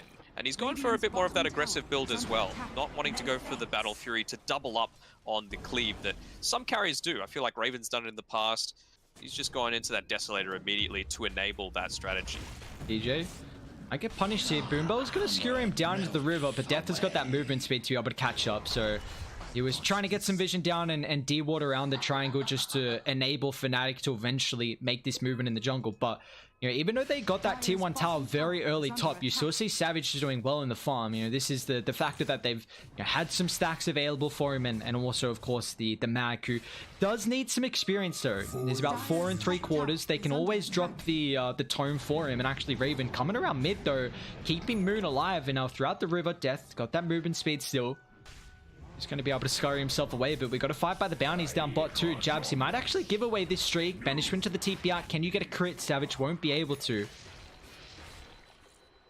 Here we go. It's the level 6 picked up by Jabs. So he's grabbed the tome, immediately going to head straight back out and look to make a beeline for that PA as quickly as possible. Aseros Lucked out a little bit. Oh, they missed the Remnant. Really needed that to set up for Q. He's even going to commit another ulti, but I mean, he's got the Arcane, so it won't matter too much. You do see what the DK is doing. That's so much damage on the tier 2 already at this stage in the game. He might be in a bit of a trouble though. Zip on the back. Moon's going to try and disrupt the Lina, but she's still able to get the Laguna Blade off, so that Pierce is enough here. A lot of damage early, but they're still going to try and take the fight here for Fnatic. With the rest of the heroes coming over, they really want to get involved. Death's in trouble. The Purge going to stop the retreat. Fearless helping out with the Remnant, but it's just not going to be enough here as Jab's on the dominating spree. Fearless still sticks around, but having a charge in the Astral Step available will make it very difficult for Fnatic to be able to continue on with that attempt. So we see a 1-for-1. Both the offlane is going to end up falling. Raven, you know, with his farm at the moment though, we see he's going for that Battle Fury. He's got the Ring of Health, the Broadsword completed too. Savage has been able to grab that bottom tier 1 tower, so not wasting the time that's being created by his team. I mentioned before, he got quite lucky being able to pick up that Possess Mask, not put too much more into the regen, needing to take those Ancients. We've got another contest happening towards the mid lane, wanting to take full advantage of this siege creep. Will they look to tank it up with any of the heroes? I was thinking maybe Masaros might put himself onto the front lines, but no, it's just going to get denied out, and they're going to be very happy on Motivate's side that that's been able to happen. A few more new neutral items coming out as well. The Fairy's Trinket, that extra spell damage and mana cost reduction, particularly for Alina. As support Lina, that's going to be really impactful with the Laguna Blade. We even see the mask as well for Savage. We saw that last game, but this is so nice for the Phantom Assassin. Just your primary attribute, even just the 7% heal as well. But the Void Spirit's actually going to end up dying mid here. So with the help of DJ and a couple extra Fnatic heroes inside the river, they're going to be able to bring down the Void. I mean, Void having 5% mana cost reduction. Sorry, the Storm Spirit is always pretty handy. Oh god, yeah, that's... Dire's top tower is and under Raven, really nice. when he starts to take some of these stacks, there's not too many, honestly. Storm's been the one clearing most of them, but he's got the Scuffed Blade Mail on himself, so he's going to be able to quickly take them down as well. Fnatic still looking to try and posture pretty aggressively here. This tier 2's almost down. Do they want to smoke and head to top? And Savage just has the Desolator completed, so if he does want to get involved, but Moon, you know, posturing down to the southern side, so in the area where Motivate need to come through if they want to try and link to the top side of the map here, and no, might have an engagement break out. Fnatic and Motivate holding the area. Death though, stacking up the poison. They're going to be careful if it keeps ticking him through. He's got that hood at least for some absorption, but going to try and go to the back. Savage instantly deals with the support, and now they're going to be able to find a secondary target as well. As with that minus armor, they're going to go to work. Nyx will pay the price as Fnatic. They end up losing 2. Yeah, just a little bit too eager. I'm surprised they didn't finish off the tier 2 tower, considering it was, what, 13 minutes and it's down to about a tenth of its HP pool. Would have given them a lot more map control. Even if they did end up picking someone off, they had the potential for the buybacks to come out super early on. It's not going to cost them all too much, but yeah, just taking that one little step too far. Good vision being provided by, I believe it was Boombell, so that Savage is able to just jump on in, get the lucky crit with that Desolator onto Jabs, get his kill streak over into his pocket, and now he's just closer and closer to finishing up that BKB. Yeah, and this is... Are you a bit worried that Fnatic... I mean, they've gotten 2 towers, but haven't made any aggressive movements in the triangle? Because Savage has been free farming. So do you want to see them continuing... Oh my lord. Unfortunate that there was already a sentry pre-dropped here from Motivate. And man, Savage makes it pay. And well, if he gets another crit... Rune's going to be a bit careful there, but he's going to be able to zip away. So I was going to ask, are you worried that Fnatic haven't pressured too much around the triangle camp from Motivate? I mean, I feel like they've already taken the majority of the farm that was there to be had, right? Yep. Like, now, when they take the tier 2 tower top, that's why I was wanting them to prioritize it so much. You feel a lot more scared about venturing into your own jungle, where you have to play in your own triangle. You have to play on the enemy side of the map. And so I feel like that was the point where they might try and put a little bit more pressure on, but yeah, just these micro decisions, I like to call them, from about a couple of minutes ago, that are just influencing the farm that Savage is still able to get. Radiant are scanning. By the that 15-min timing, and Radiant, they're still coming over. I'm over here. Really wanting to continue trying to put some pressure top and find that tier 2 tower as Mastros. He's got the Elder Dragon form for a little bit longer. Savage is going to show up as well. He's got 2 components of the BKB. A little bit away from the extra one, however, so won't have this for the fight. But now down to the southern side, they found Boombell. They bring down the mag. That RP threat throughout the fight is going to be pretty big, and he's going to whiff the RP, but it still looks like Jabs is falling pretty low. They get the banishment set up, and now Void Spirit's going to pay the price as well. Fnatic, with these 2 early pickups, they're going to be able to chase for more as the route sets up. They even get the Storm Top of Death as well. It's going to have the sprint available in a couple seconds, but Raven drags him back, sets up for the meteor. Oh, that crush going to prevent it, but it doesn't matter. Raven, with the ultimate, has the attack speed now with the backline stab as well. DJ yoinks that one away. 4 down for Motivate. They lose that tier 2 tower. At least the Phantom Assassin keeps his life. Savage doesn't have the Empower, so not really farming as efficiently as what he would hope. Might just melt through Jabs though if he still sticks. Just needs the vision though. Savage, can he find it? He sees him now, needs a crit. Can he find it? He doesn't need no crit. He's a PA. Radiant's middle tower is under attack. Shreds him through, and nice little cheeky kill, and it's just getting him closer towards the BKB. Still holding that top of the net worth as least is the Savage PA. Yeah, those 2 tower denies go in the way of Motivate, so they get that little bit of extra gold boosted into their coffers, which is always going to be nice. Even once he finishes this BKB though, you've still got the threat of the Shadow Demon just being able to completely take you out of it through the use of the Demonic Purge. Dire's middle tower. Yeah, Shadow Demon is going to be such an important factor here for Motivate to be able to deal with the ways to control the Phantom Assassin as this game goes on. And it's even so annoying versus the Void Spirit as well. I mean, if you more than likely will see him use that Yours pretty aggressively to set up for the Aether Remnant, but you know, the Purge is going to take away that defensive factor that he will have. And well, there we go.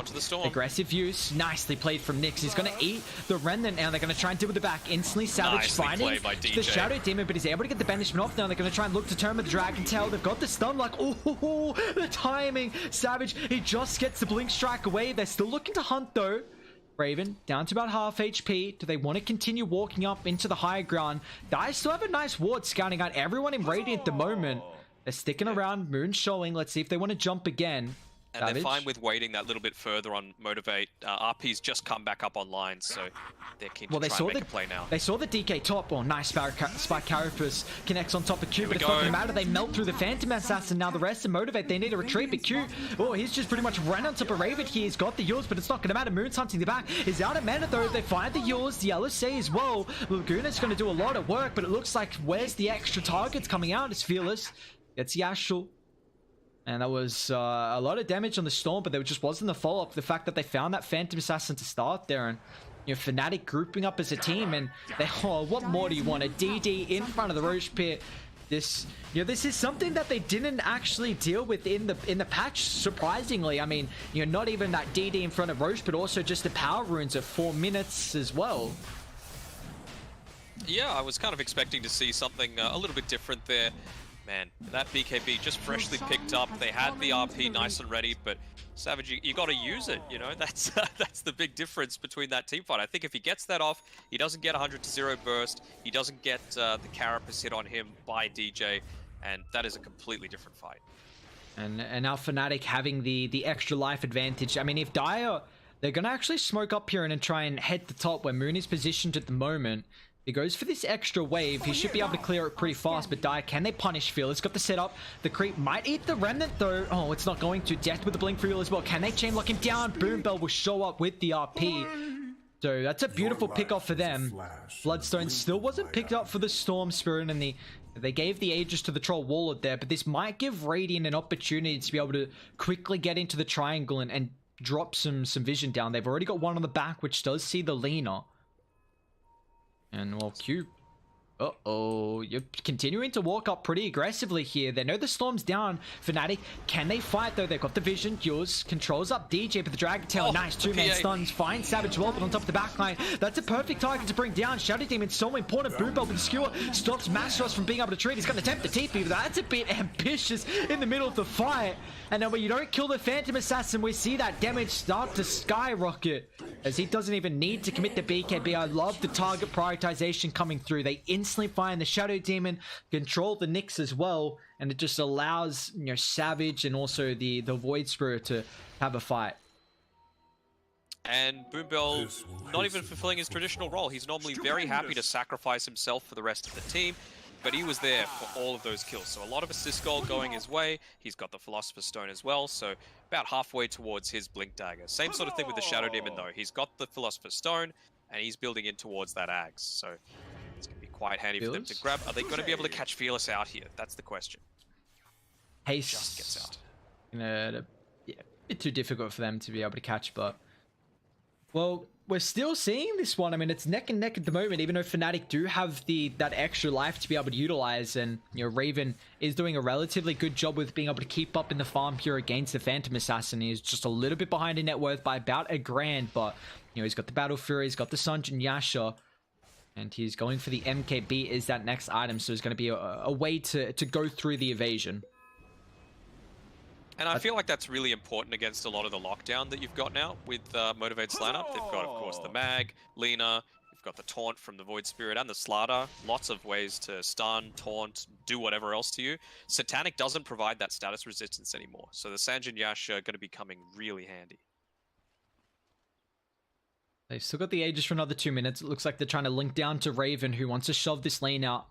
But they actually want to go on the triangle. They draw the line, but this could be a decent spot for Dire. They got the RP back up in the choke point, but the scan connects. Well aware, Radiant, they want to be the ones to hold the higher ground, but now Mastros blink forward. They find the Mag, who's posturing pretty aggressively, but they find the Sun. Nice RP onto 2, but he can't get the skewer away. Savage going to try and commit forward with the BKB, but once again, the Banishment's going to give them protection. Up the break as well. They're going to be careful. PA blurred up. It's going to get the strike on the high ground, but the Bash coming through as well. The Storm! Crit it down! Savage, nice start to the fight. The buyback coming through for the Mag as well, but they can't continue for more. Fnatic, they need a retreat up on the high ground, but it looks like Motivated is going to give them the opportunity. Death with wing forward, find the catch. He could be in trouble here if Raven can get on top of him. Still doesn't want to commit too heavy. He's got that Aegis. Can they deal with the rest of Fnatic though? Yours sets up for the drag back here. Phil is going to be able to catch out the Nyx Assassin. So we just see the I'm not even done just yet, as Death has got the follow-up. Jab's going to end up falling as well. Killing spree for Savage. That's 4 down for Fnatic, and man, that fight, I mean, you drop the RP instantly, and you see that it controlled up a little bit to start there on some key heroes. I was a bit worried because they didn't find the Shadow Demon to start though. That RP, the banishment save, but so I should say the purge on the Phantom Assassin, then the banishment save, but it didn't matter. Motivate just had that higher ground. They dragged it back up, were able to find some key targets towards the later stage, and good fight for them. I suppose that's one of the advantages of the PA. You know, they had good positioning from the supports, allowing her to blink back onto the safety of their high ground. All the vision was on Motivate's side. So some good team play coming through there. And it just goes to show, like, who's going on who. Boombell being able to punish those two, jumping right in on top of his head with the reverse polarity. And it's the two main cores on Fnatic's side. And I want to highlight the item here from Q. Not a lot of time we see the laner going for a first item Eurostep. Usually it's that the Aether lane's at least support based, but it is such an incredible game for the Yours. If Troll pops that battle trance, without BKB, you just kite him, even protecting yourself. The defensive factor, not as much this game because of the potential purge from the Shadow Demon.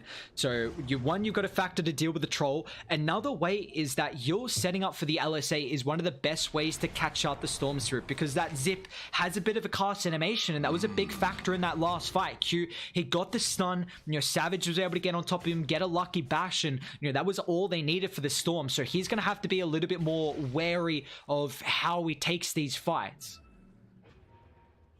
That's all well and good, Ares, but I think you're forgetting one big thing.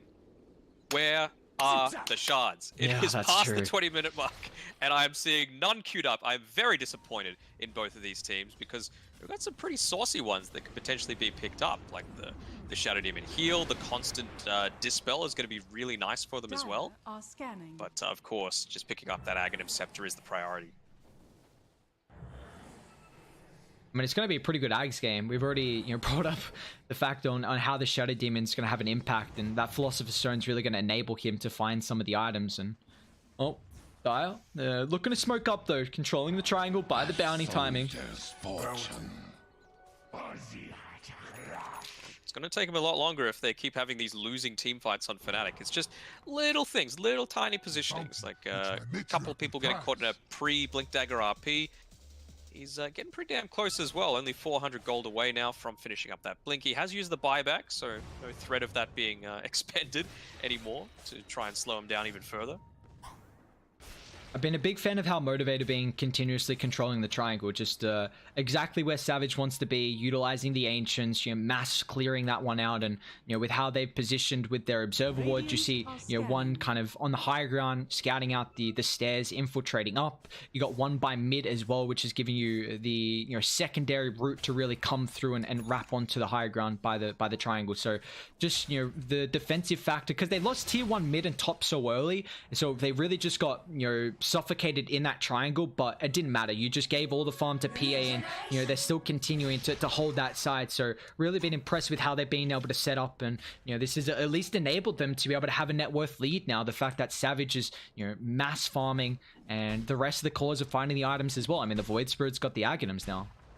Void Spirit's got the Aghanims, and you would think that after just picking up that Ethereal Blade, that Savage would be like, right guys, time to go. Good shot calling through from Boombell. Just, he was playing so scared underneath this bottom tier 1 tower, thinking, there's a creep wave right there. Am I going to die if I go for it? Oh, he spent about 20 seconds umming and ahhing. Eventually, when no one shows up, he's finally able to finish it, and that's his Blink Dagger coming through. So, I think, oh, is this a little bit too keen, though? 100% Boombell. I mean, he gets the RP. Savage coming over as well. They get the Baspin up with the Bishop Blade's already hard on the crit. Bye-bye, Storm. He's just baiting Boombell the positioning. Thought it was too aggressive, but they melt through two heroes. And now, this was a big timing for Fnatic because Raven just picked up the MKB, but now that's going to be them losing the tier 1 tower mid. Unfortunately, Roche is still, it's not going to be up in 2 minutes. Until then, I should say. So they won't have an opportunity to be able to take that tier 1, then go back to Roche, but it's at least now continuing to delay this. And with the build that they've gone as well, Q feels somewhat safe to just continue pushing down on this bottom side. You've got a couple of heroes making sure that the pincer move isn't going to happen, coming through from the left. Storm Spirit's dead, Nyx Assassin's dead. There's no way they're just walking up to you with the item builds that they've gone. Masaros did quite recently pick up the Blink Dagger though, so always going to be pretty scary, but he's just prioritizing fixing up that mid lane as opposed to the bottom one, particularly as that Roche, like you mentioned, is about to become a factor in a minute and a half. But the big thing is you know, getting that tier 1 tower now gives you a lot more map control and kind of, you know, because you know that next Roche fight, and also allowing you then to ward the triangle, which does just get taken away from DJ. So nice awareness that, you know, Dire more than likely trying to be able to control that area just before this potential Roche fight does end up breaking out. And now they've got an immense amount of vision in the area. So now it's Fnatic's turn. Smoke coming through from Motivate. I was wondering, they've been grouping up for the past 30 seconds or so, and I'm thinking, is this a little bit too keen? Because the past 2 team fights that they've won, it's because they had the RP onto Boombell every single time, but it's still 30 seconds away. So it's these single target pickoffs that they're going for. They draw the circle around Moon. He's going to show in lane. Are they going to be able to catch him out quickly enough? Fearless is going to Needs zip to TP forward. pretty quick. Fearless might be able to find him. He's already used that Aether Remnant. Unfortunate they won't be able to. Just able to get away. They don't have their courier in the Roche pit, so a little fortunate perhaps that it's a longish respawn time. Could have been Fnatic taking it if it was you know, immediate. Well, this is at least giving them an opportunity to try and shove in the lanes. Raven's dealing with top, bot's in a good spot at the moment. It's going to be, it looks like just on Radiant's side, so this is the next big factor, this Roche fight. Who's going to be able to execute? Who has the vision advantage? Savage is a little way away from that next item. He's even going Sunjin Yashra as well. So it looks like the fact that there's no status resistance now on the Satanic, I think, is a big factor why it might not be going for that one. No smokes left, though, for Motivate. So they're kind of having to posture around this high ground as Fnatic. They use theirs. So they're like, look, if we can't come to them, we'll just have to wait, positioning ourselves correctly, using the blur to the full effect, just to make sure they're popping it ASAP. And connects. There's no motivator up on this high ground here. There's no information at the moment coming through. The lane's completely static. No one's showing.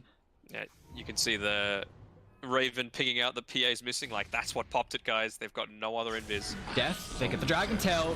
He does get the BKB off, and now with double stun. No, Creepel's gonna get caught as well. On top of the backline, they find the Nyx with the breaks. They're on top of the Phantom Assassin. He doesn't have a target to be able to jump through. Where's the rest of the team? Inside the river, they've caught out the Storm Spirit. Moon just gets to zip away. Now with the haste as well, it's gonna try and disengage, but the real target is that Phantom Assassin. Raven's on top with the Battle Trance, and he brings him down. The MKB. The item to deal with the PA, and now 3 down on Motivate. Oh no, they're thinking about still coming over. Q and Fearless are here. I mean, at least he's got the Arcane. Level 20 talent as well, potentially. Now with the Void Spirit, so the reduced timing on that Astral Step if he wants to go through. But man, what a fight for Fnatic. You see Death, you kind of baited out with the bounty, and they got that 2-man Impale on the mag, slowed down the RP.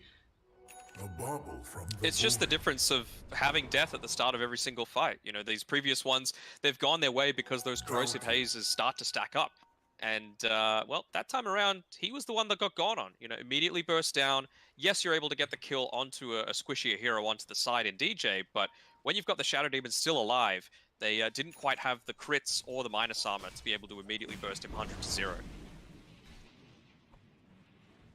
Dire's middle tower is under attack. And we see now Fnatic with this advantage. They've been able to claim both Roches in this game so far. So the Aegis is going to be on the Storm Spirit. He's down to 9 Bloodstone charges at the moment. And Motivator actually still hunting bot with Death and Fearless. Can they get that first life? But Jab's nice positioning from him. And actually, they're going to go mid though. Uh-oh. Lena's in trouble. Mastros pops the BKB. So the skewer's going to do naught. And now that just means the Lena's going to be a free little juicy kill for Fnatic. Very nice. It's actually going into the MKB on the Lena. Looking to do some right-click damage as well. I don't know how I like that versus the Storm. I feel like him and the... You got to Storm such high catch potential. DK is going to jump you. The Nyx as well is going to be a bit of a nuisance. I mean, just having no stats as well is the big thing for me. You know, you've got a lot of potential to just burst yourself down. Storm, do you want to zip for this? Got their way to catch up, although they get the information on Fearless to simulate. He's got some ultimate charges. Doesn't get them right now, and now with the benchman sets up for the stun. He got way too greedy, not committing anything. Tried to max it out, waste as much time as possible. But I mean, he's down for 70, and he doesn't have a buyback enough. Fnatic like, all right, we got an opportunity. Matchos pops the ulti. Raven just going to work on top of the tower now, and well, Motivate, they're gonna have to do something without their Void Spirit. It's gonna be a tough one though. Gonna look to use the full version of this Elder Dragon form. It was only just popped, so Masteros is in a comfortable position. Tried for the shot. Masteros able to pop the BKB though. They get the drag back as well. RP's not there at the moment, but Savage instantly brings down the Dragon Knight. Max got a buyback to rejoin them. They've already used one of the purges. Raven's going to try and disengage, but Q's got the Eul's. Now there's the buyback coming through, but they need to lock him in place. LSA is just a little bit too late. Do they want to commit though without the mag? He hasn't BKB'd yet on Savage. Get the bash, but they're not going to go outside the base here. Do they want to smoke though? Void's going to be up in 20. That might be when they go.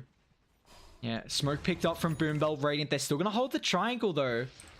They don't want to leave this side of the map just yet. Raven completed the Abyssal Blade. This could be big for the fight. They haven't been able to scout this one out just yet. Savage walking up. He's going to find DJ. Does he want to jump him instantly? He's got the Abyssal Blade. He's going to try and bring him down. Jabs as well. Going to cancel the TP. They don't have the vision.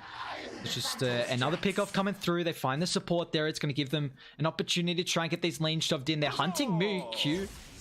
Just out of range, even with the Aether Lens and the cast range talent for hitting off that Eul Scepter. Been really close to getting punished there, but you see how important. I mean, I've constantly harp on information, and now we got a gem picked up from the mag. So just being able to D-ward, super nice against the Nyx Assassin as well. Just the constant scurrying that he's doing with this Vendetta. Now you've at least got a way to be able to kind of control your map and really enable you to be able to find that first jump. Opting to go for the skewer cooldown as well at level 15. Hasn't put a point into his level 10 talent. I was thinking maybe considering his role as the frontliner, the bait, if you will. Thought he might have gone for that little extra bit of strength, but just looking for the utility. Trusting the rest of his team that they're going to be able to back him up, but as he gets bigger, it's going to be a lot harder for the Fnatic boys to burst him down. They've got a smoke as well on Motivate, if they wanted to use it. Death and gold are linked bounty, which Well, if they got that Roche timer, they're going to know that well, at least the age is going to tick out here in the next 25 seconds. So they got to kind of deal with the lanes. Yeah. Going to be able to spot out this Observer Ward as well. Oh, wait, who's got the... Is it Death? Void Spirit. Void Spirit's got it at the moment. Okay. Well, they missed the one that's standing right in the middle of the lane, and that could spell disaster. They should have seen that Elder Dragon form get popped, so there's no need for them to go that deep. Dip on the back. Let's see what Moon can catch. Moon Straight on deep. top of the slide up, and now instantly on the side. Dead. Savage going to be able to find the Shadow Demon. Such an important target now with the chain locked in. He is gone. Just hit Perfect. The timing from Motivate. They're going to look to turn with the RP, controlling up the Dragon Knight Raven. He's going to try and man fight here, but he's going to be careful about his decisions. Yours up, controlling him. They get the LSA. He's still got the cheese. The battle chance to be able to utilize Pops. Yosman's going to try and look to turn, but the Scepter completely kiting him. He doesn't have a way to be able to protect himself without the BKB. Now Motivate, even popping the cheese here. Oh my god, what a fight. Oh, perfect timing. Literally the second that it expires, and yeah, Fnatic just making that dive a little bit too deep, assuming that they're going to be able to get a pick off, but Savage knows who his #1 enemy is. It's this Shadow Demon, and every single time he tries to make a beeline right for him. This time, Jab's just slightly out of position, not having the Blink Dagger, and you can see he's gone into the Aeon Disc. He does not want to get picked off at the start of every single fight, because realistically, it feels like he lives, Fnatic win. He doesn't, it's Motivate. I mean, this is big here for Motivate. They just get the Aghanims completed on the Phantom Assassin. Death just hit that level 20 talent as well, so the 4 minus armor and the Corrosive Haze. So they are really going to start shredding through, and also PA, that triple stifling dagger as well. Potentially, definitely would have had it last fight actually, but just highlighting it now, it's going to be pretty important here for Motivators. They've been able to claim a 5,000 net worth lead now, and they've trying to control out the rest of the map. We even got some neutral items coming through. We'll see if we can get some new ones. So the PA's got the Nullifier queued up next, which I like. I think it's totally fine. I think, honestly, this is a game where Rapier or the Shard. I think the Shard is totally fine here because you're going to be able to disable that fervor for 3 seconds if you are in a man mode situation. If you use it when you just before you go on the Dragon Knight, suddenly he's missing 12 armor. Storm Spirit, no overload, probably not as big of a deal, but I think especially that Dragon Knight is just going to enable that intense pick-off potential. They're underneath vision here. Moon's going to try and jump the map, but now with the Abyss Blade, Savage needs to get a couple of creeps coming through, maybe a bash as well. They need a retreat. They've got a Phantom Strike target. Looks like that's going to be all she wrote, although Savage never mind. He wants to go back in. He's going to find Mastros, pops the BKB. Dragon Tail sets up for the Meteor Hammer. They're going to try and disrupt this, but they haven't found the Shadow Team move instantly. Fierce going to try and do the job that Phantom Assassin needs to rely on. They're breaking him down. Double the RP as well, controlling up 2 sets up for Laguna Blade. Mastros is falling incredibly low. They're going to be careful. A buyback's coming through from both teams. Phil is getting control, but the US Scepter is going to allow him to disengage. Moon's going to try and catch him with the BKB, but it's not enough protection. Void's down, doesn't have a buyback. Can they reset the fight though? Oh, Boom Bell, that's greedy. Wanted the gem, it's going to get punished. Motivate, they lose 2. It's the price of that engagement there. So a 2 for 3. Slardar buys back. So does the Shadow Demon. Roche is up in 10 seconds as well. Oh, the unfortunate timing for Motivate. They haven't realized just yet. No courier sitting inside the pit, but that's where Jabs is going right now with his. He's just going to sit it right on in there. Make sure he gets instantly revealed, and it's going to be in the perfect timing. Any cool tier 4 neutrals coming out here? One, the Stormcrafter on the Slardar. We might not get too much of an opportunity to scout this out though, as Radiant, they're trying to walk through the triangle. Dire posturing by that tier 1 tower, still down bot. Let's see if Savage, he's got a ward. If they run down to the low ground, they might be able to instantly assassinate Jabs. Maybe Moon's a better target, but the LSA from downtown. Savage, he wants to defend, but over the Abyss Blade. Oh no, he's in trouble. The 2 mates on his wall. Can they get the protection? No, they're fighting. He doesn't have a buyback, and now Death's in trouble as well. Moon's going to go to work now with the Troll as well. Raven's able to close the distance to bash from afar. Death, he'll pay the price here. He's got that Stormcraft. They're going to try and utilize it. He might be able to get out as well. Mastros has got the counter though, but Storm Spirit though will still end up falling. So at least the Lina punishes 1, but they lose all 5 from Motivate. And their base, mid shoved in here. I mean, you got a buyback on Lina. Void's going to be up in a couple seconds, but the issue is that the Troll's still alive. Troll's still... Oh, okay, I guess the tier 1's getting attacked. It's going to get refreshed, but... Yeah, Boombell, he's been able to clean it up, make sure the base isn't too much of a concern. Fearless is going to be able to push that one out as well in the mid lane. He's approaching his level 25 and just buys up the tome as well. So Dissimulate now stunning for 2.5 seconds. It feels like their lockdown is starting to become a really big factor for Fnatic as the BKB timers start to slowly tick down. Dire's bottom tower is under attack.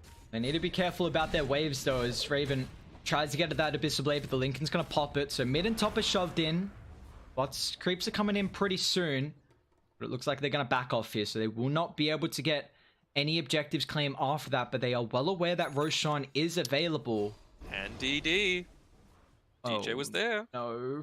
That's a Skadi finished as well. Just a pretty tanky boy on Raven. He's also got the Battle Trance Strong Dispel as well. So this is going to be so important. You know, the Shadow Demon is that defensive factor, but we've seen the target prioritization coming through from Motivate. The Void, the PA, making a difficult game for Shadow Demon to be able to play it. But now that Raven, even if Shadow Demon's not there for the defensive factor, he can still pop that Battle Trance and he's going to be A-OK. And now they've got the Aegis now picked up on Moon. Was there a refresher shard? There was. So Shadow Demon's got that one. He's got the shard as well. Okay. That'll be pretty deadly. And he's even got the Illusionist cape as well on Jabs, so he knows how much of a priority he is for this PA. So hoping to bait out the early jump-ins by him. Maybe even the BKB. That would be huge if he's able to get that out of 23 Savage's arsenal. How much is the heal, I'm thinking, with the Demonic Purge?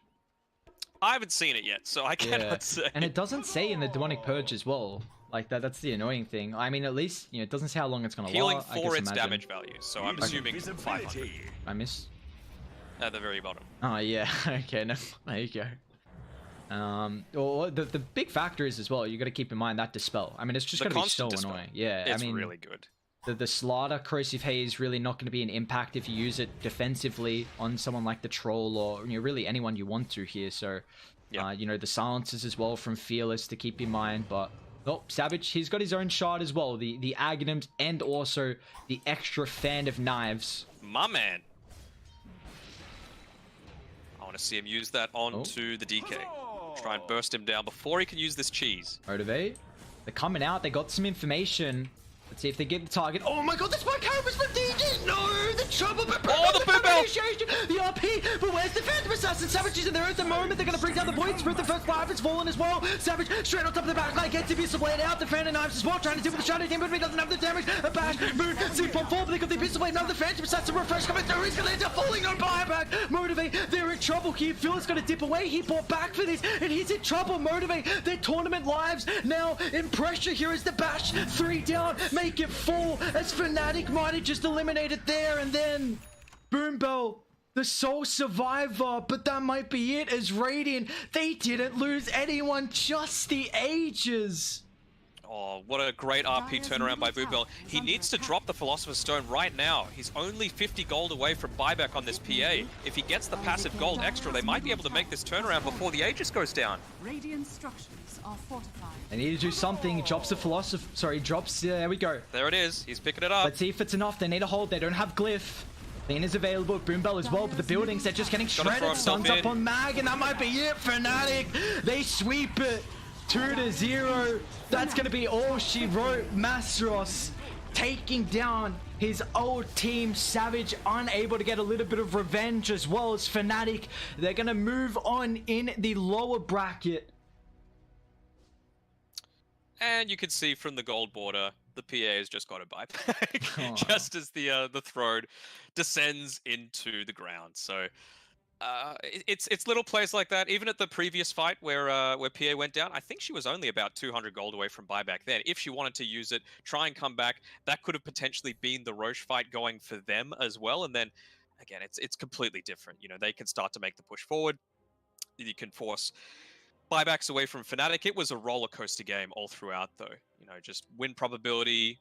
Dota Plus could not decide who was going to win for the majority of the time, but it was just way too much for them to handle. As soon as that Aghanim Scepter on the Shadow Demon came out, it was some good baits as well with the Illusionist Cape, making sure that he was able to avoid the brunt of the damage. No doubt. I mean, such a incredible performance here from Fnatic, and I'm just happy we at least got to see a couple of the shards as well. You know, towards the end, unfortunately, we're gonna have to say goodbye to Motivate, but you know, what a strong performance here. You see just, you know, a couple of these fights, how they're able to turn when they get those, you know, incredibly important targets, that Abyssal Blade from Raven, just, you know, locking them in, the counter initiations, and a back and forth game. But man, I wanted a game 3 just for the storylines and for, you know, more Dota that we can get with this patch. But you know, we're gonna have to wait till that next series, which is gonna be a pretty, you know, one to at least a good one to be able to watch as well. We got T1 taking on Execration here in our second lower bracket match of the night, guys, so you don't want to miss it. More 7.28 Dota action coming up in just a second.